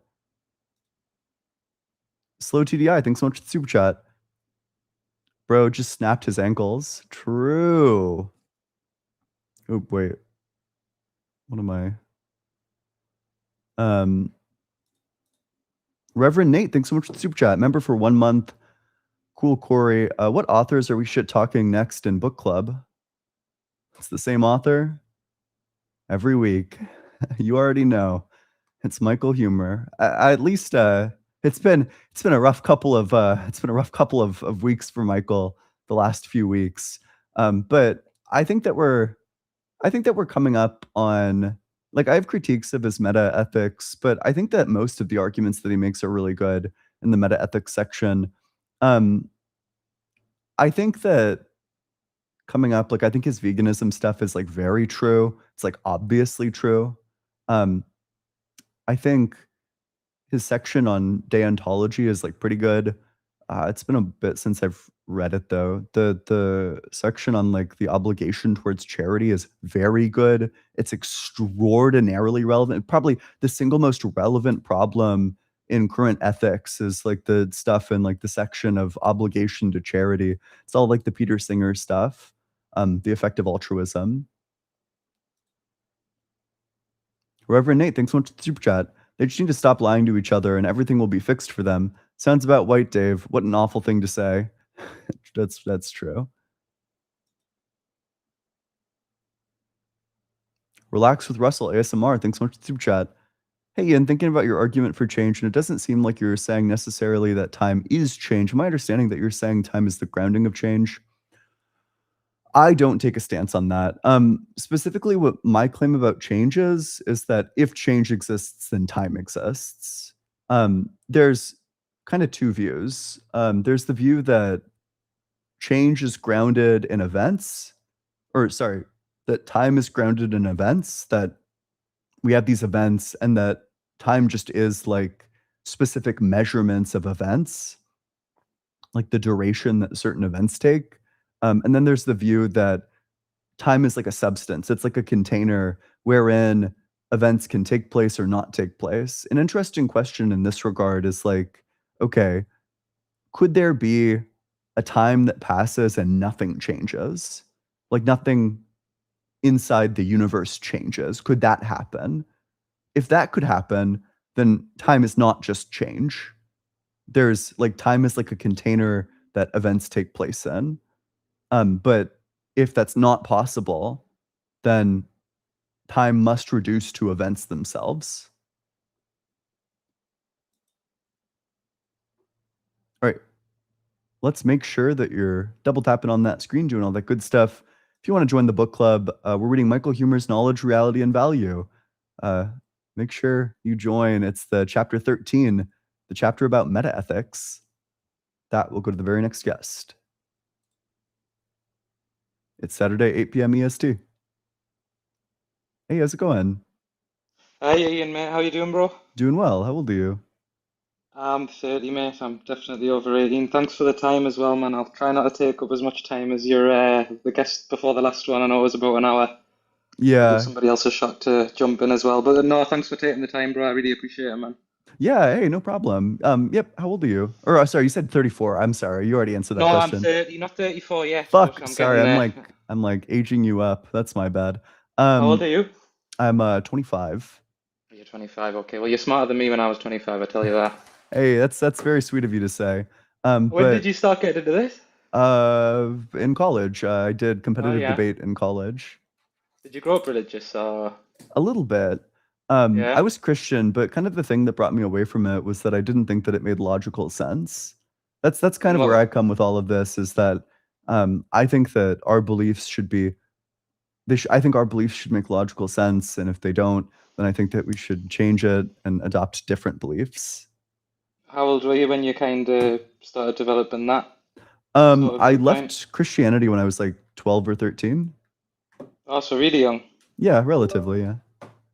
And then was it hard, like going from something that you'd grown up with all that time to then change to something new, or was it something straight away you were like, you know what it is, this is the one? I don't know. I don't think it was like that big of a change for me. I think that it feels like very natural for me to change my mind about things, and then I don't know. Like, I think I believed in it, but I don't think that religion was like super important to me. I wouldn't make the claim that it was like I didn't have like a huge deconstruction journey or anything like that. Mm, that's interesting, man. You know, in your debates and stuff, have you ever came close? Or has it ended up reinforcing your points even more? Because you've probably had to articulate them so many times they become a little bit more grounded, or has it been the case where you've seen so many people that your views have changed? My views have definitely changed with regards to like certain metaphysics. Like I've definitely and I think like the real thing that's changed my there's like a bit of a cycle that goes on here. I don't know if any guest has given an argument that's like changed my mind. But there have been arguments that are given where I feel the need to have like a better response to them than the one that I do. And that causes me to research into a position in like metaphysics or like history of Christianity or things of that Mm, sort, and then I'll develop new views as I do research. yeah, yeah, that makes sense. That's surprising though, because I can imagine you speak to a lot of people from like loads of different backgrounds. I would have thought that something might have changed your mind over the years, like with you doing it for so long. There are I mean, um, I will say no, sorry, I should clarify. I do change my mind on a good deal of topics, but they're like very like small micro topics. Like somebody will Mm, say a claim and I'll be like, "What? There's no way that's true." And then I'll look it up and it'll be 100% true. aye, that makes sense. That makes sense, man. Mhm. But what religion are you? Um, I wouldn't. I'd probably be doing other religions a disservice by saying I was part of one of them. Maybe agnostic's the right term. Like you believe a lot Mhm. from all of them, if that's a lot of what comes from like the Abrahamic faiths and things like Sure. that. But do you think like a God exists? If I had to put money on it, I'd say yes. Okay. What sort of things make you think that a God exists? For me, it's been more about like life experience. I know from what I heard from your chats, you're big on logic, you're big on A equals B, and kind of really thinking out how you get to your conclusions. But maybe annoyingly for you, I'll apologize in advance, and maybe to some of the viewers as well. But maybe more of life experience and feeling from those experiences that have led us to that conclusion. I wouldn't say with 100% conviction I act as if God exists all the time, or that I belong to a particular religious group, but sometimes I sit and think to myself, well, how could you not? Mm. Does that make sense? Do you think what you said something that's very interesting. You don't hold to a specific religion, but you think that whether or not God exists changes the ways that you behave on a day-to-day basis. So it seems like I would infer that you have like some belief about a But relationship with God or like, maybe God is just gonna to like punish clarify you that based on point, what you do. Yeah, go for it. I wouldn't say it changes what you do on a day-to-day basis. I would say what's what occurs over the course of your life, or at least for me, sorry, I don't want to speak for anybody else. What occurred over the period of my life has led me to believe it, rather than me believing and then moving differently as a result, if that makes sense. You know how you Are you described claiming that like, you've had like supernatural experiences? no, no.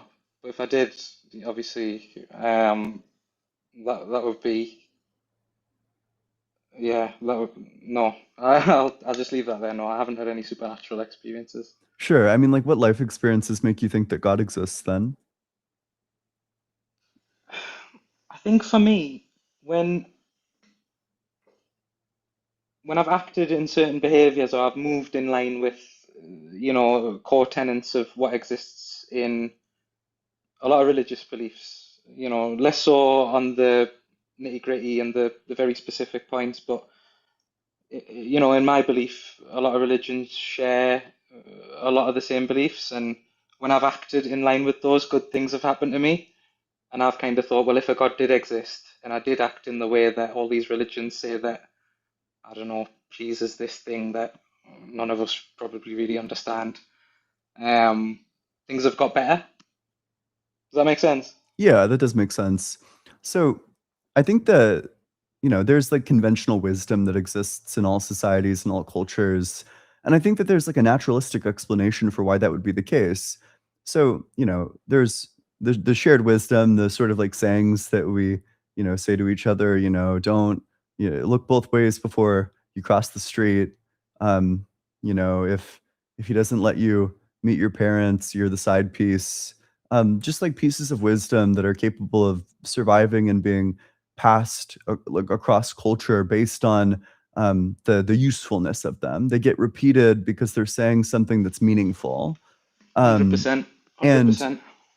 I think that a similar thing was happening back in the day when all these texts were written, that there was like pieces of conventional wisdom, and that's basically what ended up getting written down there. And of course, like a lot of them are useful and a lot of them are insightful, but I don't think that they would be anything other than just the conventional wisdom of the culture at the time. I think that's a really interesting way to look at it, and I can imagine for you that view probably serves you well, and I hope that it does.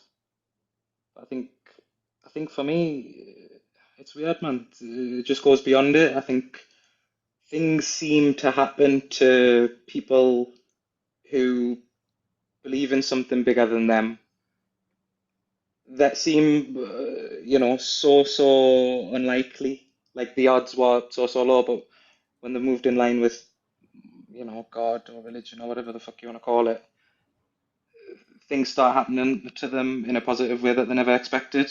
A lot of people talk about that in life experience, and it's probably difficult to debate that for me and you. It's more of a conversation at this point, but um, it's harder to debate that because it's not tangible. Does that make sense? Uh, It's sure. harder to make it tangible, like the good things that happen when you move in line with what God wants, or what I think God wants. Uh, yeah, sure. I mean, okay. I get that, but I just don't have any reason to think that this is anything other than conventional wisdom. And if you want like Mm, I don't know, if you want a good reason to think that that's not true, it's, a lot of the ethical principles that are put forward in books like the Bible, books like the Quran are severely underdeveloped. They get improved upon quite a bit by philosophers that came subsequently in the 1700s. People like Immanuel Kant put forward much better moral teachings than things like the Golden Rule, where the Golden Rule is like a good like general rule, but mm, it's difficult. Like I'm taking the Golden Rule as an example that you should treat others the way that you want to be treated. But there's like some not a weird bad one. cases, like they're like edge cases that give the wrong result, where if the way I want to be treated is that I want someone to come and kill me, does that mean that I should go and like kill other people? I don't think so. Immanuel Shall Kant we? puts forward Sorry, bro. something called the Can I? categorical imperative, which basically says that you should always treat people as being like intrinsically valuable. You should treat them as like individuals who have their own goals and hopes and aspirations, and you shouldn't just use them for your goals. Yeah, That yeah. totally accounts for why you shouldn't kill other people, and in fact, why you shouldn't even want other people to come and kill you. Bro, can I ask you two? Can I ask you two questions? Yeah, go for it. You don't mind? Yep. I'll not take too much of the time. Just kick me out of the chat if you want to move on. Um, the first one, please don't take it the wrong way, but are you neurodivergent by any I chance? am. Yeah, severely.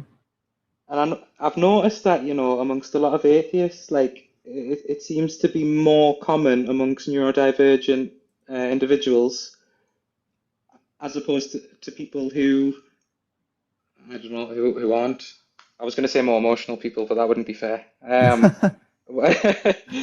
do you think that is? um, I can speculate, but Somebody in the chat, it's because we're smarter. I there's like that. so one reason why I might speculate that that's true is that I think like a lot of I don't know. I don't even know if I want to speculate. I feel like I'd say something. I haven't looked into this enough to even make a statement on it, to be honest. No, you're a smart lad, bro. You can speculate on it. There's no judgment. Um, uh, maybe there's like I wonder if there's like a tendency among neurodivergent people to question things and then not accept the things that don't make sense when they've been questioned. Um, this is like this, I don't know where you stand on this stuff, but for example, like there is like a high correlation between people being like neurodivergent and being like transgender, and I think that that probably results from not finding the social roles that people are expected to conform to very compelling, and instead wanting to I don't know, like live in a way other than the way that society wants you to. Mm. Similarly, I wonder if there's like something similar going on with like God, where there's just something that doesn't really make sense about it to me and to a lot of other neurodivergent people. So Do you find, and feel free to, say you don't answer, but do you find that you're able to take more comfort in big concepts when you can break them down into a more orderly, more logical way? I think Like one so. thing, yeah. Yeah, it I allows it to thought be like I a thought settled so. thing. That makes sense. Uh, my other question was, as my last point, we'll try and end it. We'll find a bit of common ground and we'll make an Sure. argument for the other person. Sure. I would argue for atheism that a lot of shit happens to a lot of people that don't deserve it, Yeah. and I definitely wouldn't blame them for questioning God, especially at the most difficult moments in life. And people have had it way, like, we're living in a first world country. People have got lives way harder than us. And to struggle to find God in the harder points in life, I can imagine, I couldn't hold that against anyone. Do you know what I mean? Yeah. I think that that's probably the most compelling reason, especially if you think that God is all good. It doesn't really make much sense. It's like very unexpected, especially if God's like a maximally empathetic being. In my day-to-day experience, when I meet people who are more empathetic, they're more averse to suffering. They care more about people's suffering and will take greater steps to stop people from suffering. Mm. So if God is infinitely empathetic, you'd think that he would continue with that trend and take any step that he possibly could to stop you from suffering. And that, of course, is just not true. Yeah. What about you? Um, Have you got an argument in the other direction? Sure. I mean, one thing that I think is, I think that trying to account for, uh, there's like stuff in philosophy of mind that I think makes me wonder. Um, there's something weird about qualitative experience, and Okay. it seems like it's kind of hard to reduce like this like greenness, like the experience of seeing green. It's not clear why it is experienced in this specific way, like why it looks like the color green, as opposed to some other thing. The existence of qualitative experience is certainly weird, to the degree that it makes me wonder whether or not there is something like a soul that accounts for the sorts of qualitative experience that we can have, the qualia that's out there. Um, and if a soul exists, then I think that that would be really good evidence for God existing. Mm. Yeah, I like that, mate. I like that a lot. Well, Yep. listen, man, I'm gonna give somebody else a shot because I know people are waiting in the chat, but I really appreciate the time, man. And Yep. yeah, thanks. Hey, thanks so much for coming on up. Appreciate you. Take it easy, bro. See you later. Yep. Bye-bye. Make sure that you're double tapping on that screen, sharing it with your friends, doing all that good stuff. If you're in that guest request box, make sure that you're 18 or older. Make sure that you believe in the God of the Bible, the Torah, or the Quran. And that, we'll read some supers. That was cute. I don't know. I've never been asked to give an argument for God's existence before. I've only ever done it of my own volition. Kieran Dave, thanks so much for the super chat. I can't believe Ian had a caller who wanted to victim blame North Koreans for not being able to escape. That's got to be a new low. That's like pretty crazy. I feel like I feel like the person who was like victim blaming like the North Koreans, like I think he like learned new facts about North Korea that day. That it's like actually quite the ordeal to escape North Korea. That you don't just get to like walk out of there.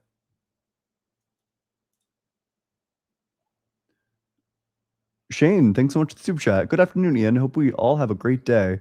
I'm also hoping this. All right. If you're in that guest request box, make sure that you're 18 or older. Make sure that you believe in the God of the Bible, the Torah, or the Quran. Oop, another one.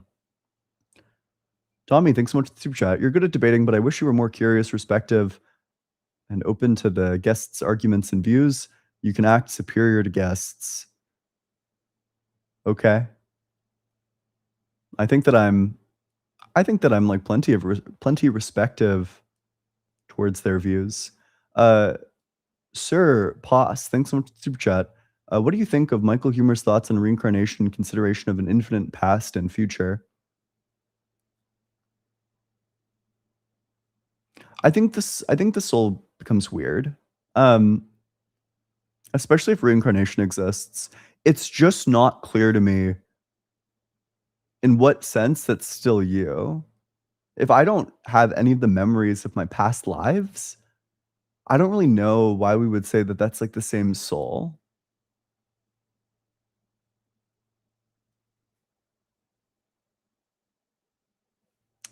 Dropkick Andy, thanks so much for the 200 bits. Overlay and transitions look clean. Thanks.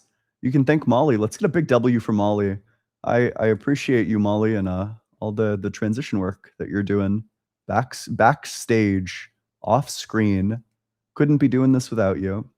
Okay, I think that's all the supers. Goat. All right, let's go to the very next guest.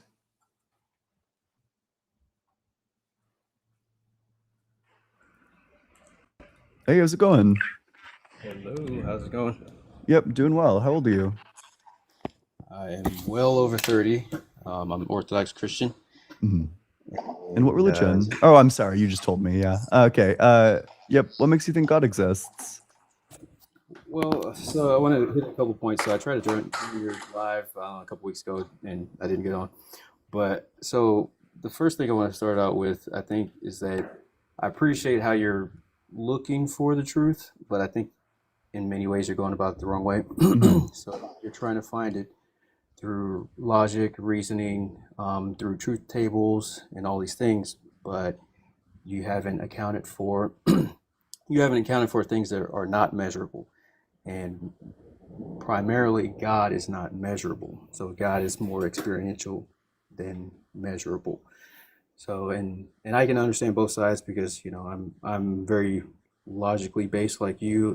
I have a degree in computer science. I think very technically minded, but you won't find God in philosophy, and you won't find God in like logic and reasoning. So I think once you change your focus to look at things that are not measurable, then you're going to start finding things that you haven't looked at before. Does that make sense? A little bit. Like I understand like the general point, but there's like a couple of reasons why I don't think that that's quite true. So I agree, God's not empirically measurable, but if a God exists, then he would need to be in line with the laws of logic. Otherwise, the laws of logic are all false because, for example, God would have the power to make the sun both exist and not exist at the same time. But at that point, all of logic just isn't true because it's possible for all of them to be broken. So let me give you an example. So you can measure like whether the sun exists or not based off of temperature, light, all that kind of stuff. But for example, can you prove whether or not I'm happy or sad? Oh, sorry, I'm getting a weather warning there. Can you prove whether or not somebody is happy or sad? But like, you mean like prove to somebody else with like 100% certainty? Yeah. So No, I don't think so. I think that you can give like an evidential argument. Evidentially, you can say that these neural pathways are likely responsible for the feeling of happiness, the feeling of sadness, and then in this other person, those pathways are lighting up. Yeah, exactly. So you can't prove whether or not somebody is happy or sad. So if I'm sad, for example, and you're standing right in front of me, you wouldn't be able to prove that I'm sad because even if I'm crying, I could be crying out of happiness or whatever. Or even if you did an EKG, brain scan, whatever, you could see some parts having activity, but that doesn't show that I'm sad necessarily. Maybe I'm having thoughts that reminded me of something that's sad, but I'm truly actually happy, for example. So the overall point is that it's not measurable. It's not measurable. It's only something that you can experience. I believe in lots of things that aren't measurable. Yeah, sure, you might believe in them, but I'm saying you have to you have to go explore them and experience them in order to find God, because that's where God is. He is in the immeasurable parts of reality. Like where? Well, all of the immeasurable parts of reality. So let me establish one thing. So I think you've already admitted that there's a such thing as absolute truth, right? Of course. Yeah. And so you know truth through your conscious, right? You don't know it necessarily by something that's measurable. So let's You say can for know it through example, both. yeah, you can know it through both, but the things that you know through your conscious, for example, killing, you would probably say killing somebody unjustly is a bad thing, right? Yep. So, but you know that how? We can arrive at that via logical argumentation. Specifically, the operative word there is unjust. When something is unjust, then you're not treating like cases alike, and you need to treat like cases alike in order to live or in order to succeed in living your life. You know, a successful life is one that you yourself will be able to reflect on and rationally approve of. But if you don't treat like cases alike, you won't even be able to evaluate your own life because you won't be able to have like a justified belief as to the sort of person that you are and the sort of value that that person has accrued or is deserving of, which means that everybody ought be just. They ought treat like cases alike just to be able to even evaluate their own lives and see the value in their own lives, which means that you'd be doing something wrong. You'd be doing something that you ought not do by killing somebody unjustly. Yeah, exactly. But you only know that because that's something that your conscience speaks to you. So, for example, Through Hitler most logic, I gave you the logical argument for it. yeah, but so what I'm saying is Hitler or Mussolini would disagree with that. They They don't disagree with need the logic. Which step of that would they reject? they don't need to be just in your sense of just, right? If they Oh, kill somebody, yeah. I mean, they ought. but that's your conscience telling you that they should. No, wait, sorry. I think okay, and I'm sorry, right? Like a lot of Eastern Orthodox people do this, where they come in with like a script, which and they get like a little bit confused when my answers are not what you were expecting. I didn't say it's subjective. That's just what my conscience said. That's kind of how you're replying to it. I give you like a deductive argument that demonstrates the necessity why everybody strictly ought be just. So unless you have like a refutation to that argument, you know, Hitler and Mussolini are objectively wrong. I think maybe what gets confusing is that I think like a lot of Christians, because ethics are subjective on the Christian worldview, they kind of project that onto atheists. But I mean, my ethics are objective. So I'm not understanding the point you're making there. So I don't have a script. I'm just saying that you're saying that people should be just, but Yep. that's more of an opinion than it is a statement out of logics. That's more something that comes out of your conscious than it does from some logic deduction. No, it's logically deduced. I logically deduced it for you. Okay, How is I'll give you the argument again. Maybe that would help make some progress. So everybody's ultimate goal is to succeed in living their lives, but a successful life is going to be one that you can rationally approve of. If you can't rationally approve of your own life, then you won't be able to have a successful life. But something that's necessary to be able to approve of your own life is to know your own life. And you can't know your own life if you can't evaluate lives. So you need to treat like cases alike. That is to say, you need to be just in order to evaluate your own life in a way that gives any sort of justification. You need to have justification in the life that you're living in order to have knowledge about the life that you're living. And you need to know the life that you're living in order to be able to rationally evaluate it. And of course, you need to be able to rationally evaluate it in order to live a successful life. And because everybody is committed to living a successful life, they're committed to succeeding in the life that they live. Everybody necessarily must be just. Otherwise, they will not have access to that life. Yeah, so you're making a couple of assumptions there. You're assuming that everybody's goal is to live a successful life. So there are many people who don't have the goal of living a quote unquote Like who? successful life. But also the word Like successful who? is subjective. Wait, like who? So So, for example, Satanists, the primary belief They're of not a trying to Satanist, succeed in their pursuits. the primary belief of a Satanist is to do as thou wilt, right? So Wait, you just sorry. do whatever. Are they trying to succeed in the things that they're pursuing? Well, not necessarily. So, They're not trying to do as they wilt? right. So if they do as they choose, So they or are do as whatever, trying to succeed in their pursuits. no, it's more of a So just they aren't trying to succeed in doing what they wilt? it's more of a just whatever happens happens. So that's not like an intentional, like I'm trying to succeed at this, You right? made a statement, and it kind of feels like we've moved away from it. Your statement was that there are some people that are not trying to succeed in their pursuits. Who are the people that are not trying to succeed in their pursuits? So there are many people who are lost in life who don't even have a goal, for example, right? Like who?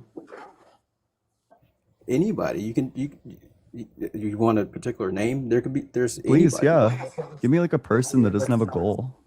Let's say a depressed person who's just sitting on their couch and doesn't know what to do with their life.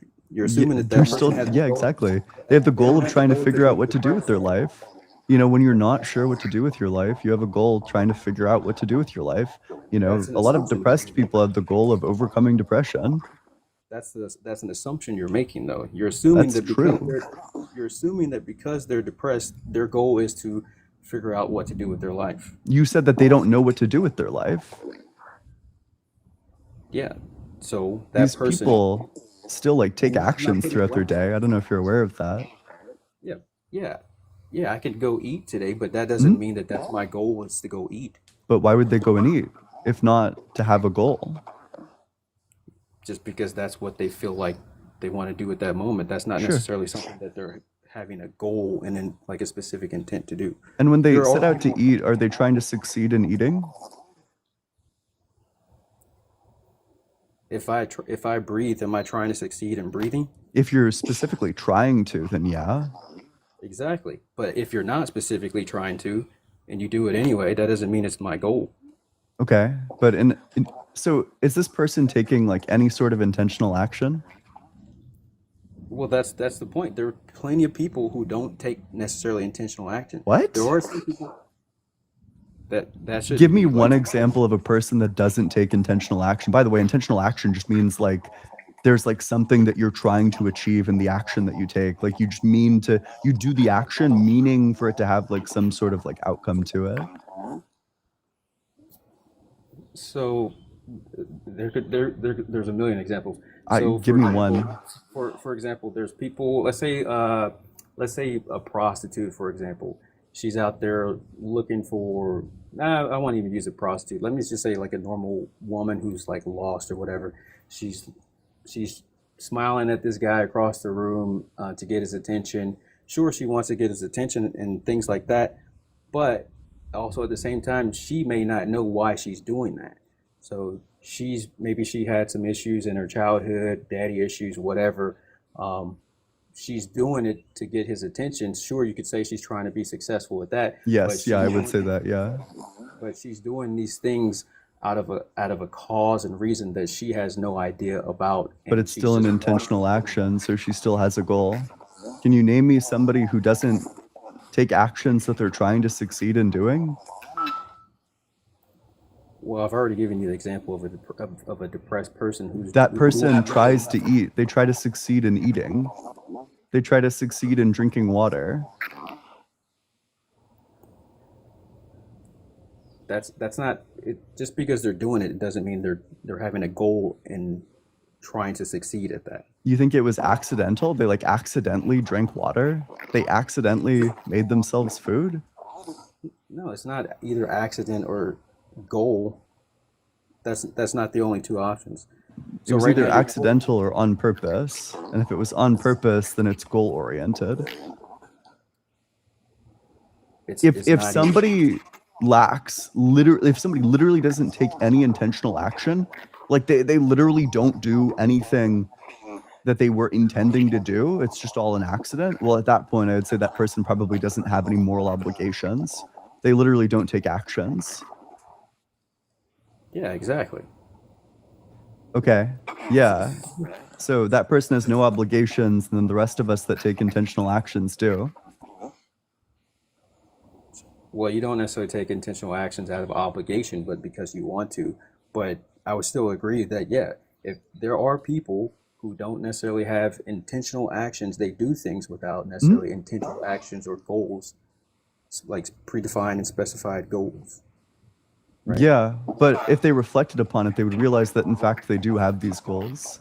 And we know that ultimately what they're trying to succeed in is living life, because you can ask, like, for any action, you can ask, okay, why am I doing this? And, for example, I'm like walking to the gym. Well, why am I walking to the gym? I'm walking to the gym so I can lift weights at the gym. Why am I lifting weights at the gym? Well, to improve my physique. Well, why am I trying to improve my physique? Well, to improve my dating prospects. Well, why am I trying to improve my dating prospects? To be able to grow old with somebody who I'll love. And it just keeps on expanding to bigger and bigger portions of your life.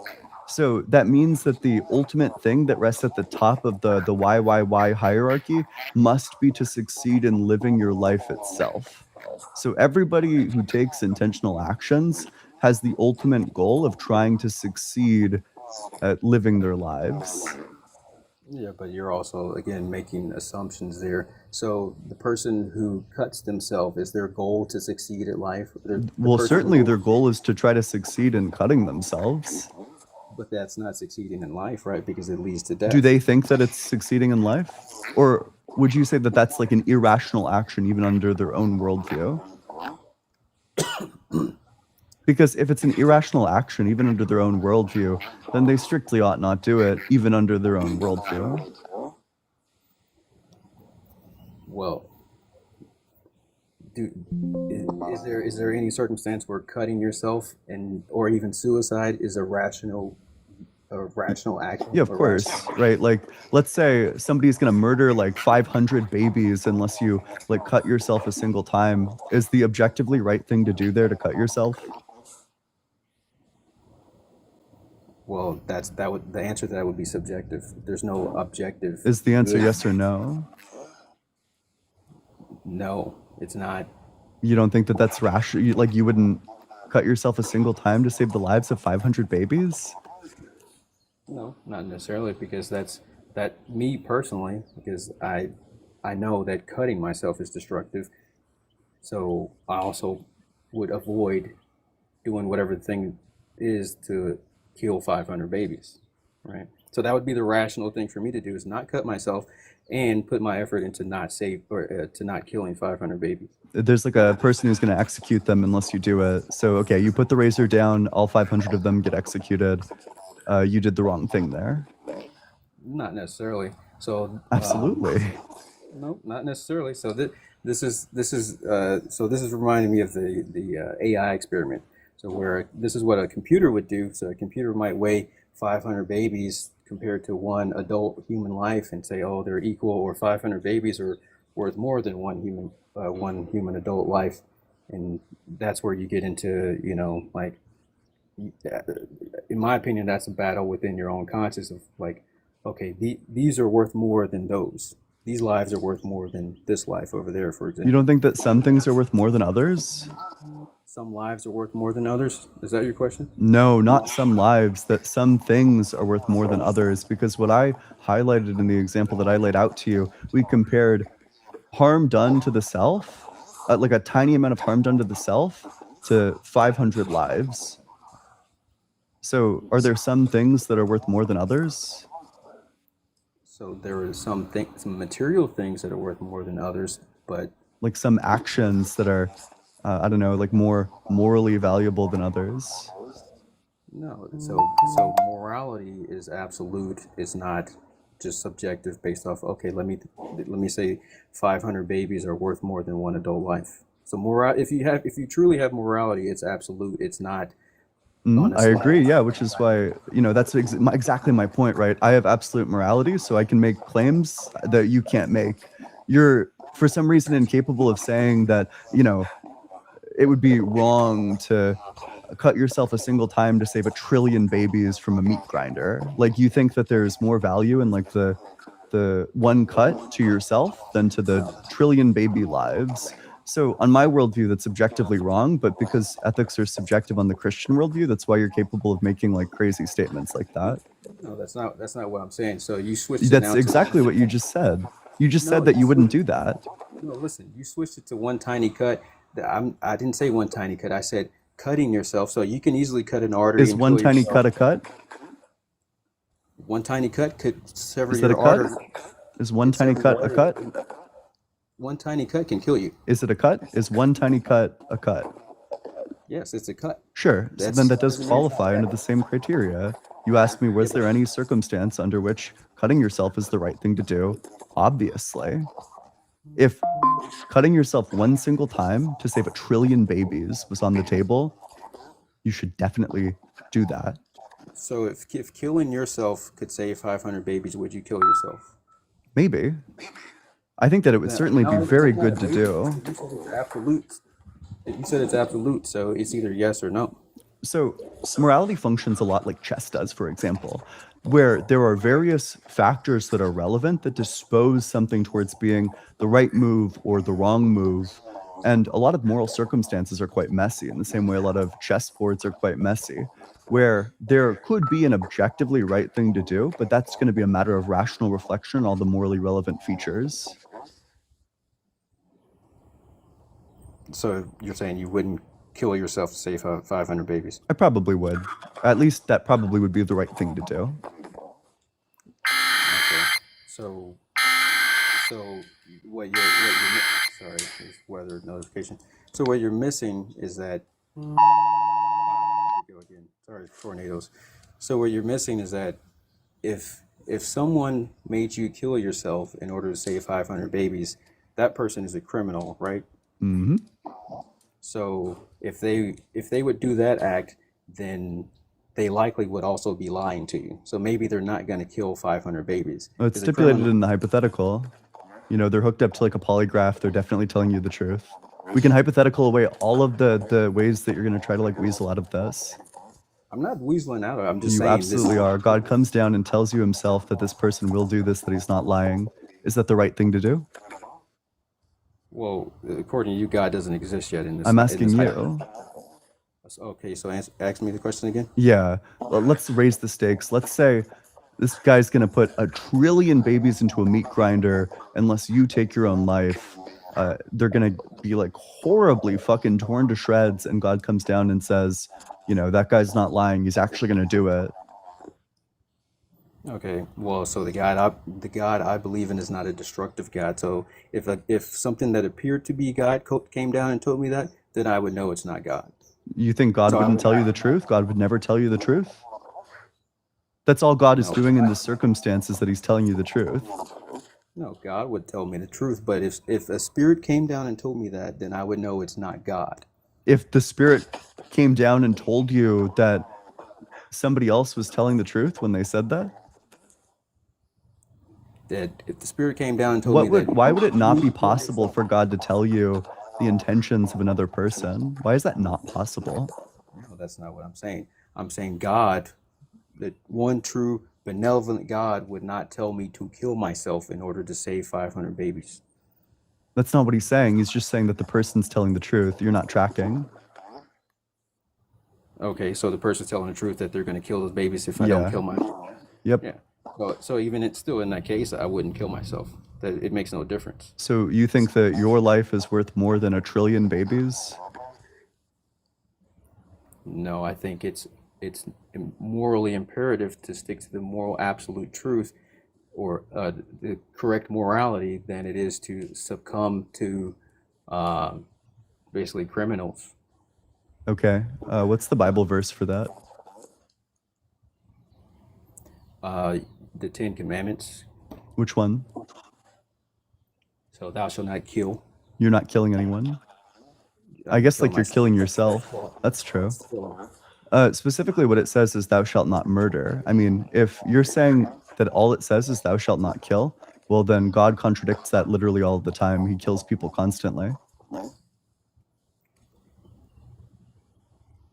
Okay, well, you're sidetracking a little bit, but okay, Nope. we can take that. We can pick that one up. So God specifically said, if you choose this route, so again, we go back into the conversation about free will. So if you choose this route, if you choose the route that leads to death, then you will find death, right? So if you choose to kill, for example, aka in this example, kill yourself or kill 500 babies, whatever. If you choose to kill, then you will be killed, or It you will wouldn't be need, murder you will if you find. did it to yourself and under this That circumstance. is murder. That is So the commandment is thou shalt not murder. It depends on which version of the Bible you're looking at, but it's actually to kill. Oh, sure. So then you would say that God stands in contradiction to this like all the time throughout the Bible. No, you're not God listening. kills people constantly. No, so what God did, Does God kill people in the Bible? yeah, he wipes them out. Yes, and So does he particularly violate that commandment? in the Old Testament? No, because the So he commandment is does for kill. us. The commandment is don't kill, but he doesn't violate the commandment to not kill when he kills. So listen. Is that correct? Did I accurately summarize your position? No. So if I were to kill, right, I would be dead. If I were to kill myself, I would be dead. Or if I were to kill somebody else, let's say the law would put me to death or their family member would put me to death. So therefore, I chose to kill. Since I chose to kill, I died and somebody killed me, whether that be the law, their family member, or God, right? So what about my summary of your position was wrong? Does killing violate the commandment don't kill? Yes, me killing violates the commandment not to kill. Okay. But Does God killing violate the commandment not to kill? no, because the Then commandment your is morals not are relative, dude. no. It's all subjective then. If you have a different moral standard for God than you do for yourself, your morals are relative. No, but you've missed it. It's relative between you and God. You have different moral obligations. No, you've missed the second half of the point. The second half of the point is that if you choose to kill, you will die. If you choose the path that kills, then you will also be killed. Okay. That's what. So therefore, it's the same. It's the same thing you see in the Old Testament. The same thing that God does. It's not a double standard. So when God commands the Israelites to kill, do they die then? So the ones that they were commanded to kill chose the path that leads to death. Does killing people who God commands you to kill violate the law, like don't kill?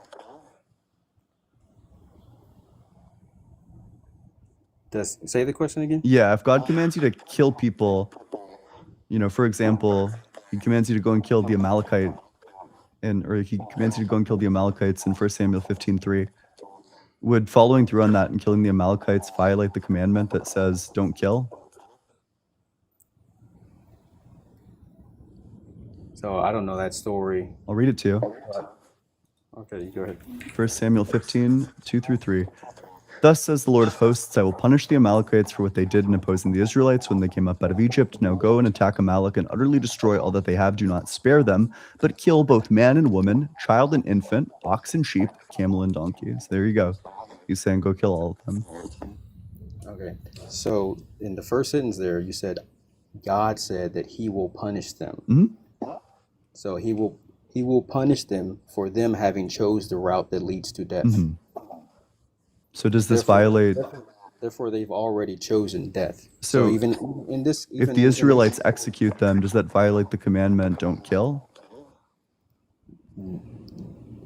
It doesn't violate the commandment because they are commanded by God to execute God's will. Okay, sure. So if God commands a killing, it doesn't violate the commandment that thou shalt not kill. Essentially, yeah. Essentially, that's what I'm saying. Yeah, if God commanded you to kill yourself to save the lives of 1 trillion infants, would that be the right thing to do? So in that example, the infants didn't choose a path that leads to death. So it's not the same. Yeah, it's not like the infants in the Amalekite story didn't choose a path that leads to death either.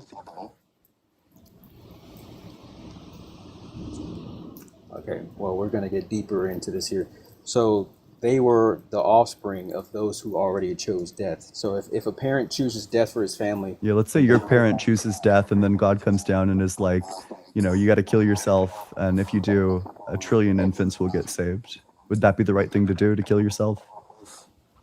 Say that I missed the first part of Yeah. that. Let's say your parent did something that made them deserving of death, and by extension, you deserving of death.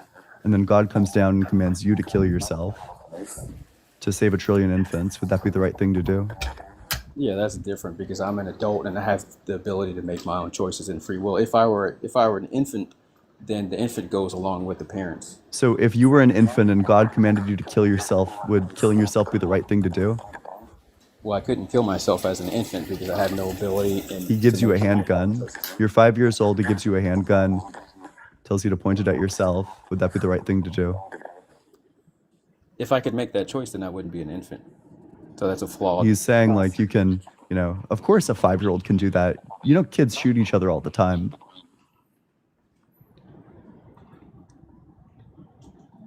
Okay, well, that's not an infant, that's a toddler, but a toddler hasn't made a choice, hasn't made a conscious choice to choose a path of death.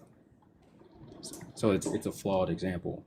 So, sorry. So the way that you want to weasel out of this is that you can kill infants prior to them being able to make choices, but you can't kill them afterwards. So, for example, if you're an infant and, your parent has killed people and then God comes to me and says, go and kill this infant, then doing that would be the right thing to do. But as soon as you hit the age of like 5, then it's off the table. No, so the simple example for me to give you is if you're a baby or 4-year-old or whatever, you're being raised by your parents. If your parents go to church, you go to church with them. If your parents go to McDonald's, you go to McDonald's with them, right? So if your parents drive a car off a cliff, you go off the cliff with them. So you have no choice in the matter. But if you're a fully conscious being of a sound mind, you're not insane or whatever, you make your own choices. So you can get out of the car before it goes over the cliff, or you live on your own, whatever. So you What about what I just said doesn't accurately represent your view? Like, if God said, go and shoot that infant, the parent is a murderer right now to you today, would that be the right thing to do? No, because the infant doesn't act alone. So that you So wouldn't killing the infant is not okay, even if the parents did do murder. Correct. Then God Because- commanded an injustice under your own standard. No, because the infants go with the parents. Exactly. So there's no infant that they went and killed alone by itself without the parents. So yeah, God commands you to kill both of them. Would that be the right thing to do? Well, I won't say it's the right thing to do, but it's the only possible consequence. If the parents did this and the infants were with them, if you lose the parents, then you lose the infants. But it's not So the it's right like- thing to do?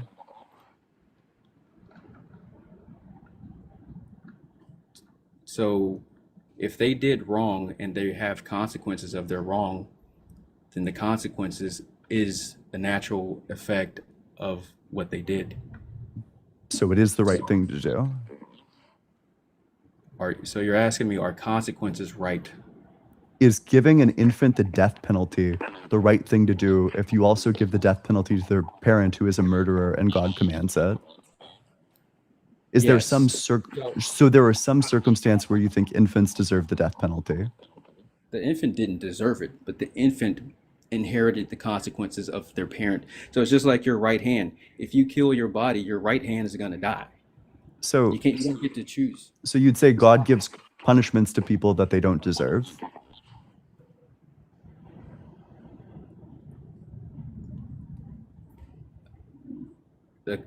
The consequence of other people's action is something that other people have to live with. Yes. Okay, so God does give punishments that people don't deserve. I mean, if you want to word it that way, sure. That's unjust.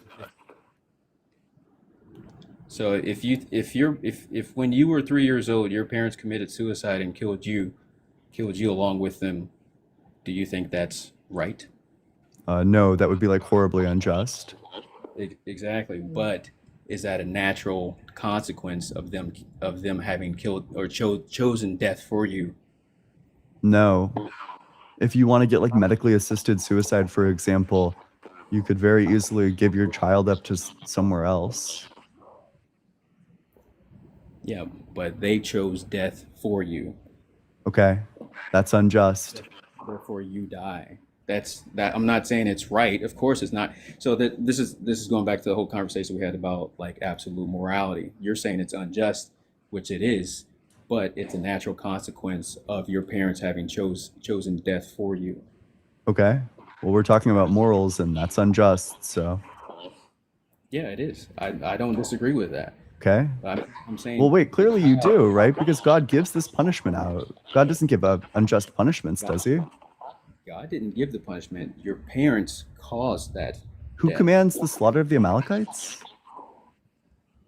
The Amalekites choosing the path that leads to death, just like your parents choosing to kill. Who gave the command to kill them? God set the rules that if you do this, you will find death, and you will be killed, or you will Who find. gives death. the command to the Israelites? I told you I don't know the story, so I have to go back and read the story. I'll read but it there's plenty of again. examples. I don't disagree with you. There's plenty of examples in the Old Testament. Samuel God said to Saul, "The Lord sent me to anoint you king over his people Israel. Now therefore listen to the words of the Lord. Thus says the Lord of hosts, I will punish the Amalekites for what they did in opposing the Israelites when they came up out of Egypt. Now go and attack Amalek and utterly destroy all that they have. Do not spare them, but kill both man and woman, child and infant, ox and sheep, camel and donkey." Who I get it. who You don't gives have the to read. command? You don't have to read over. That said, there's plenty of examples in the Old Testament of God wiping people out. There's plenty Who of gives examples the of command here?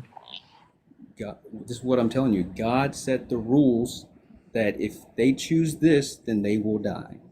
It's the same for us. But If who you gives the command to the Israelites to go and kill them? Yeah, in that example, God. Okay. Obviously. Right? So God is actively giving the punishment. God makes the choice. God set the rules. So God chose for this to happen to them. Just in the same way that if you right now choose to go kill somebody, the punishment for you will be death, right? Is God killing you, or are you killing yourself? When Well, the in this rules say, circumstance, the judge would be the one choosing what happens to me, the judge and the jury. So God is choosing what happens here. exactly. So if you kill somebody right now, and the law about killing is capital punishment, death penalty, is the judge killing you, or are you killing yourself by committing The state murder? is killing me. I'm not No. killing myself in this. I don't think people who get the death penalty are killing themselves. They are. If the punishment for Okay, murder is that's death, like obviously false, dude. I don't know why we're just like lying to each other. if the so you're saying if if you know the punishment for death for murder is death, and you go murder somebody, you're not choosing death? Nope, I don't think that this is an example of suicide. No.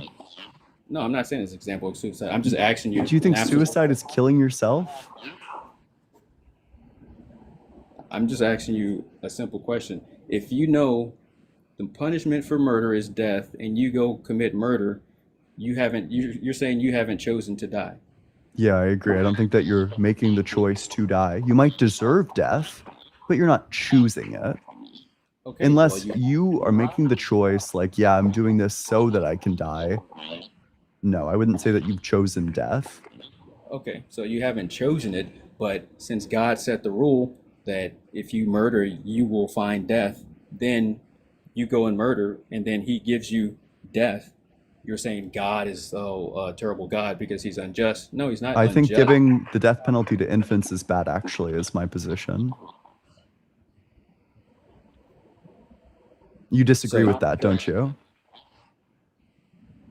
Well, you haven't clarified it in context, so you have to put that in context. Yeah. Well, wait, are there But- some circumstances where executing infants is just?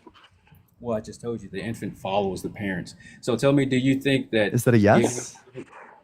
So you do think that some infants deserve the death penalty, and it's just? I didn't say they deserve it. I said it's a natural consequence. Okay. Is it just? Sometimes giving the death penalty to infants is just. Is that your opinion? Well, that's saying the same thing as do they deserve it. So, but answer me this. Is it just? So you said no to do they deserve it? So you're saying no, it's not just. So God gives an unjust punishment. That's a contradiction.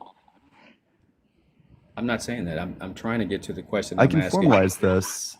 I mean, you've just walked into like a direct contradiction. I'd appreciate some like reconciliation with it. I haven't actually Okay. answered the question. I'm So, asking you. I'm asking you. You have to start at the beginning. If a punishment is undeserved, then it's unjust. The Amalekite infant's punishment is undeserved. Therefore, the Amalekite infant's punishment is unjust. Okay, which of this would you reject? So number 2 is not undeserved because they inherited the punishment of their parents. You didn't say earlier that the Amalekite infant's punishment. So the Amalekite infants did deserve the death penalty. So sometimes infants deserve the death penalty. That's not what I said. I said they inherited the punishment of their parents. So you reject 2?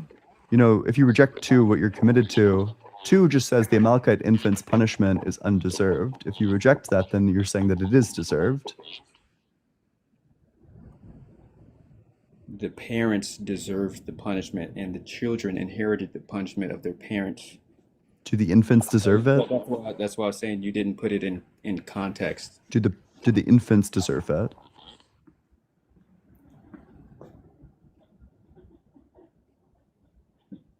The infants had no say in it. Did the infants deserve it? So if you want to be absolute about it, you could say no.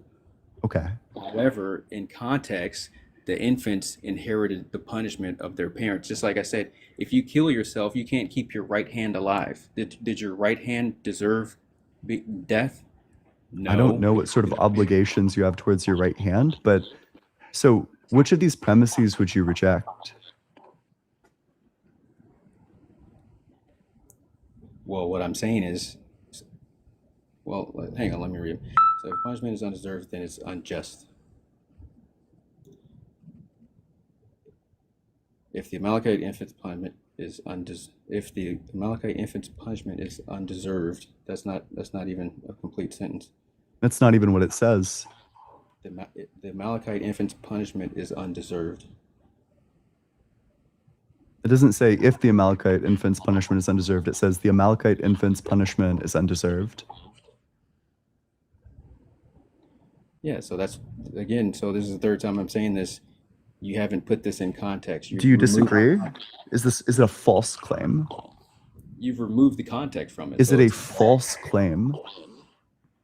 You've removed the context. All that matters with respect to the conclusion is whether it's true or false. So is it true or false?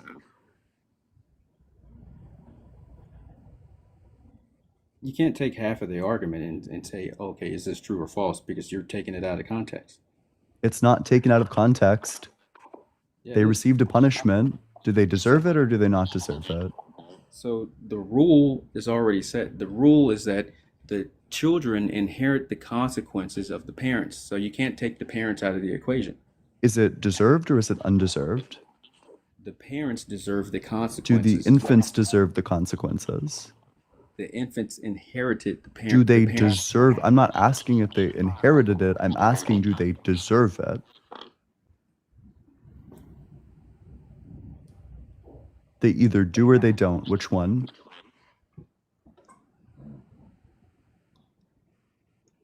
Well, if you reject the rules that are set, then you would have to say no, they don't deserve the punishment.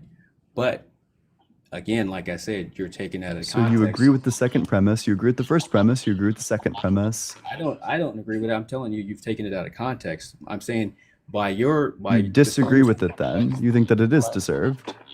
by the standards that you're setting these logic tables up, that you would have to say, or I would have to say that they don't deserve it. But the standard that you set the table up is flawed because that's not how it works. It is. It's a law of logic. You know, it's No. the law of excluded middle. Either they deserve it or they don't. There is no middle answer. That's exactly what I'm saying. There is no moral answer. But if you as an infant are in the car when your parents drive it off the cliff, you have no say in the matter. You inherit the death. So you can't Okay. reject the parents from that situation. So let's just get clear on whether or not you reject like a basic law of logic so I can determine if this is worth my time. Do you agree or disagree that either the Amalekite infants deserve the death penalty or they do not? Do you agree or disagree with that? Yeah, I've already said they don't deserve it because they didn't do anything to earn it. They got the Then death. They received you accept the second premise. they received the death by way of their parents. So if Iran wants to nuke us because the government did something and you die in it, it doesn't mean that you deserve to die, but you died because of your association with being in this country. So of course you didn't deserve it, but that's a natural consequence of you being associated with this country. Same as the infants here. So it sounds like you accept both the first premise and the second premise. So you would accept the conclusion that the Amalekite infant's punishment is unjust.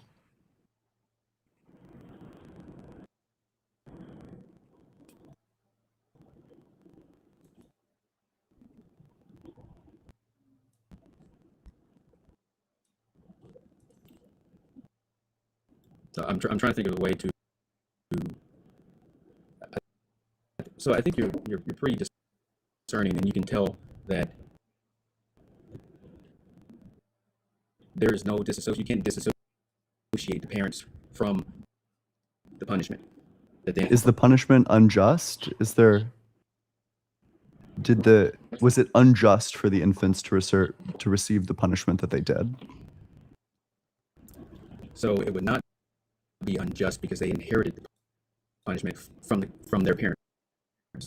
Okay. So it was just for the Amalekite infants to receive the death penalty if this is true, if it was just for the Amalekite infants to receive the death penalty, then sometimes it is just for infants to receive the death penalty. Therefore, it is sometimes just for infants to receive the death penalty. So again, you're not being honest with this. You're writing it's sometimes okay for something. That's not what I said. Do you disagree? I specifically said that they inherit the punishment of their parents. I didn't say sometimes this, maybe this, sometimes that. I said specifically because you keep trying to remove the parents from the equation and take it out of context. Do you agree or disagree with the highlighted statement that it is sometimes just for infants to receive the death penalty? I've already disagreed with that because you disagree with it? Do you disagree with premise one or premise two? Premise one is that it was just for the Amalekite infants to receive the death penalty, which you agree with. You said that earlier. Yeah. So in two and in C, I don't know where you put C. It's the conclusion. In 2 and C, you put sometimes, and that's not what I said. You don't think that it follows from the fact that it exists, that it sometimes exists? No, the only time it exists is when they've inherited the punishment of their parents. And is that sometimes? No, that's one time. Okay. If something happens one time, is it false to say that it happens sometimes?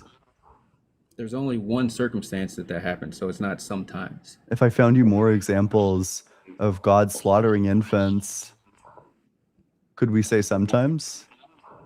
No, because it's the same type of example when they inherited it from their parents.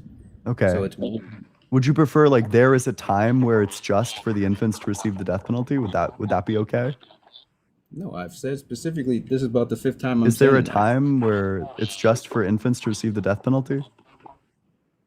by themselves? without their parents? Just simplicator. Are there times where it's just? There's one time, there's one circumstance. So there is a time where it's just to give the death penalty to infants. Yeah, I've said that already. Okay, I take that as a reductio. All right, make sure you're double tapping on that screen share with your friends, doing all that good stuff.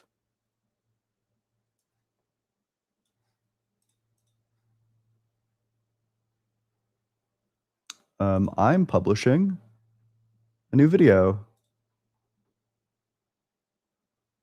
It's gonna have one of three titles. Maybe it's titled "Smug Christian Gets Pummeled in a Debate." Maybe it's titled "Smug Christian Runs Away After Getting Caught in a Debate." Or maybe it's titled "Smug Christian Wheezes His Way into a Debate Loss." Let's watch the preview. Dude, you need backup. You need Dr. Blitz. You need some backup. 'Cause you I don't can't need handle it. any This is backup. embarrassing. This is embarrassing. In fact, like I almost wonder if what I need is like a picture book, or perhaps like what I actually need is like my trusty keys so I can jangle them and keep your attention long enough for you to actually listen to and respond to the question. How old are you? Yep. So go watch. It's live now. We're gonna wrap up and read some supers. And then after that, we're doing a members only live. I'm gonna do a debate review. I'm gonna review an old debate. Garbage Man, thanks so much for the super chat. If it's true that neurodivergent people are more likely to be atheists, then God genetically destined us to or designed us to choose hell. True. Kane Malice, thanks so much for the super chat. North Korea, totally not a cult. Oh fuck! Molly, I obliterated one of them. I accidentally clicked it. No. I'm sorry. I accidentally clicked the star is what I clicked. Let me go back in. Let me go into studio and I'll find the one that I obliterated. Unless you can, that's okay.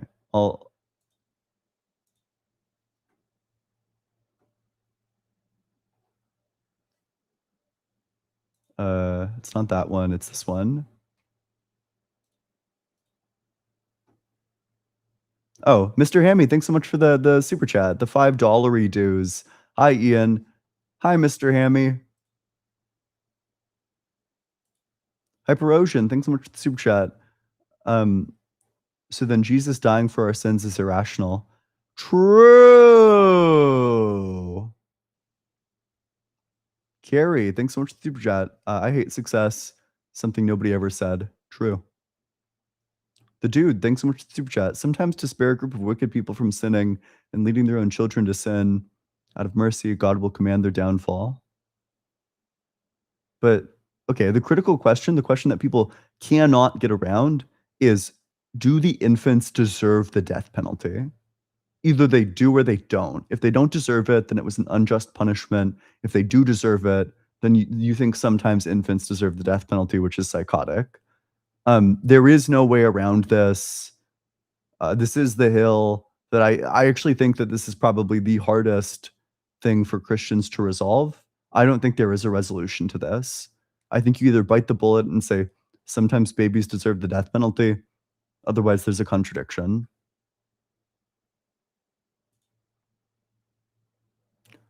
Reverend Nate, thanks so much for the super chat.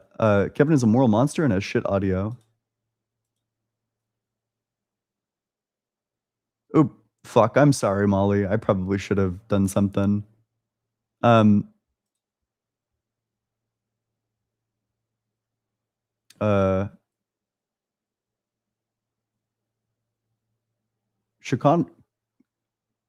Che Contrary, thanks so much for the cool core membership. Hope to see you at the post stream show. Do we have any more supers?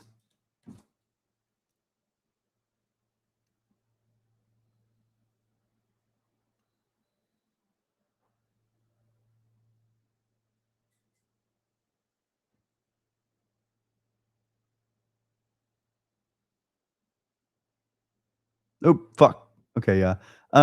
Thank you so much to all the gifters on TikTok, all the gifters on Twitch. I appreciate it. Molly, speak now or forever hold your peace. That's everybody. Okay, sounds good. All right. Thanks everybody for stopping by. If you want to get started with philosophy, you should join the book club. The book club is discord.gg/allegedlyian. I would love to see you there. We're reading Michael Huemer's Knowledge, Reality, and Value. So I'd love to see you at there. It's chapter 13. It's on Audible. You can read it as an audiobook. We'd love to see you there. Astra Landage, thanks so much for the super chat. God is not the cause of death. We are God good. Okay, I think commanding death certainly is causing it, in my humble opinion. All right, I'll see you guys in just a second for the post stream. Go check out the new video. Fuck, I'm going through puberty.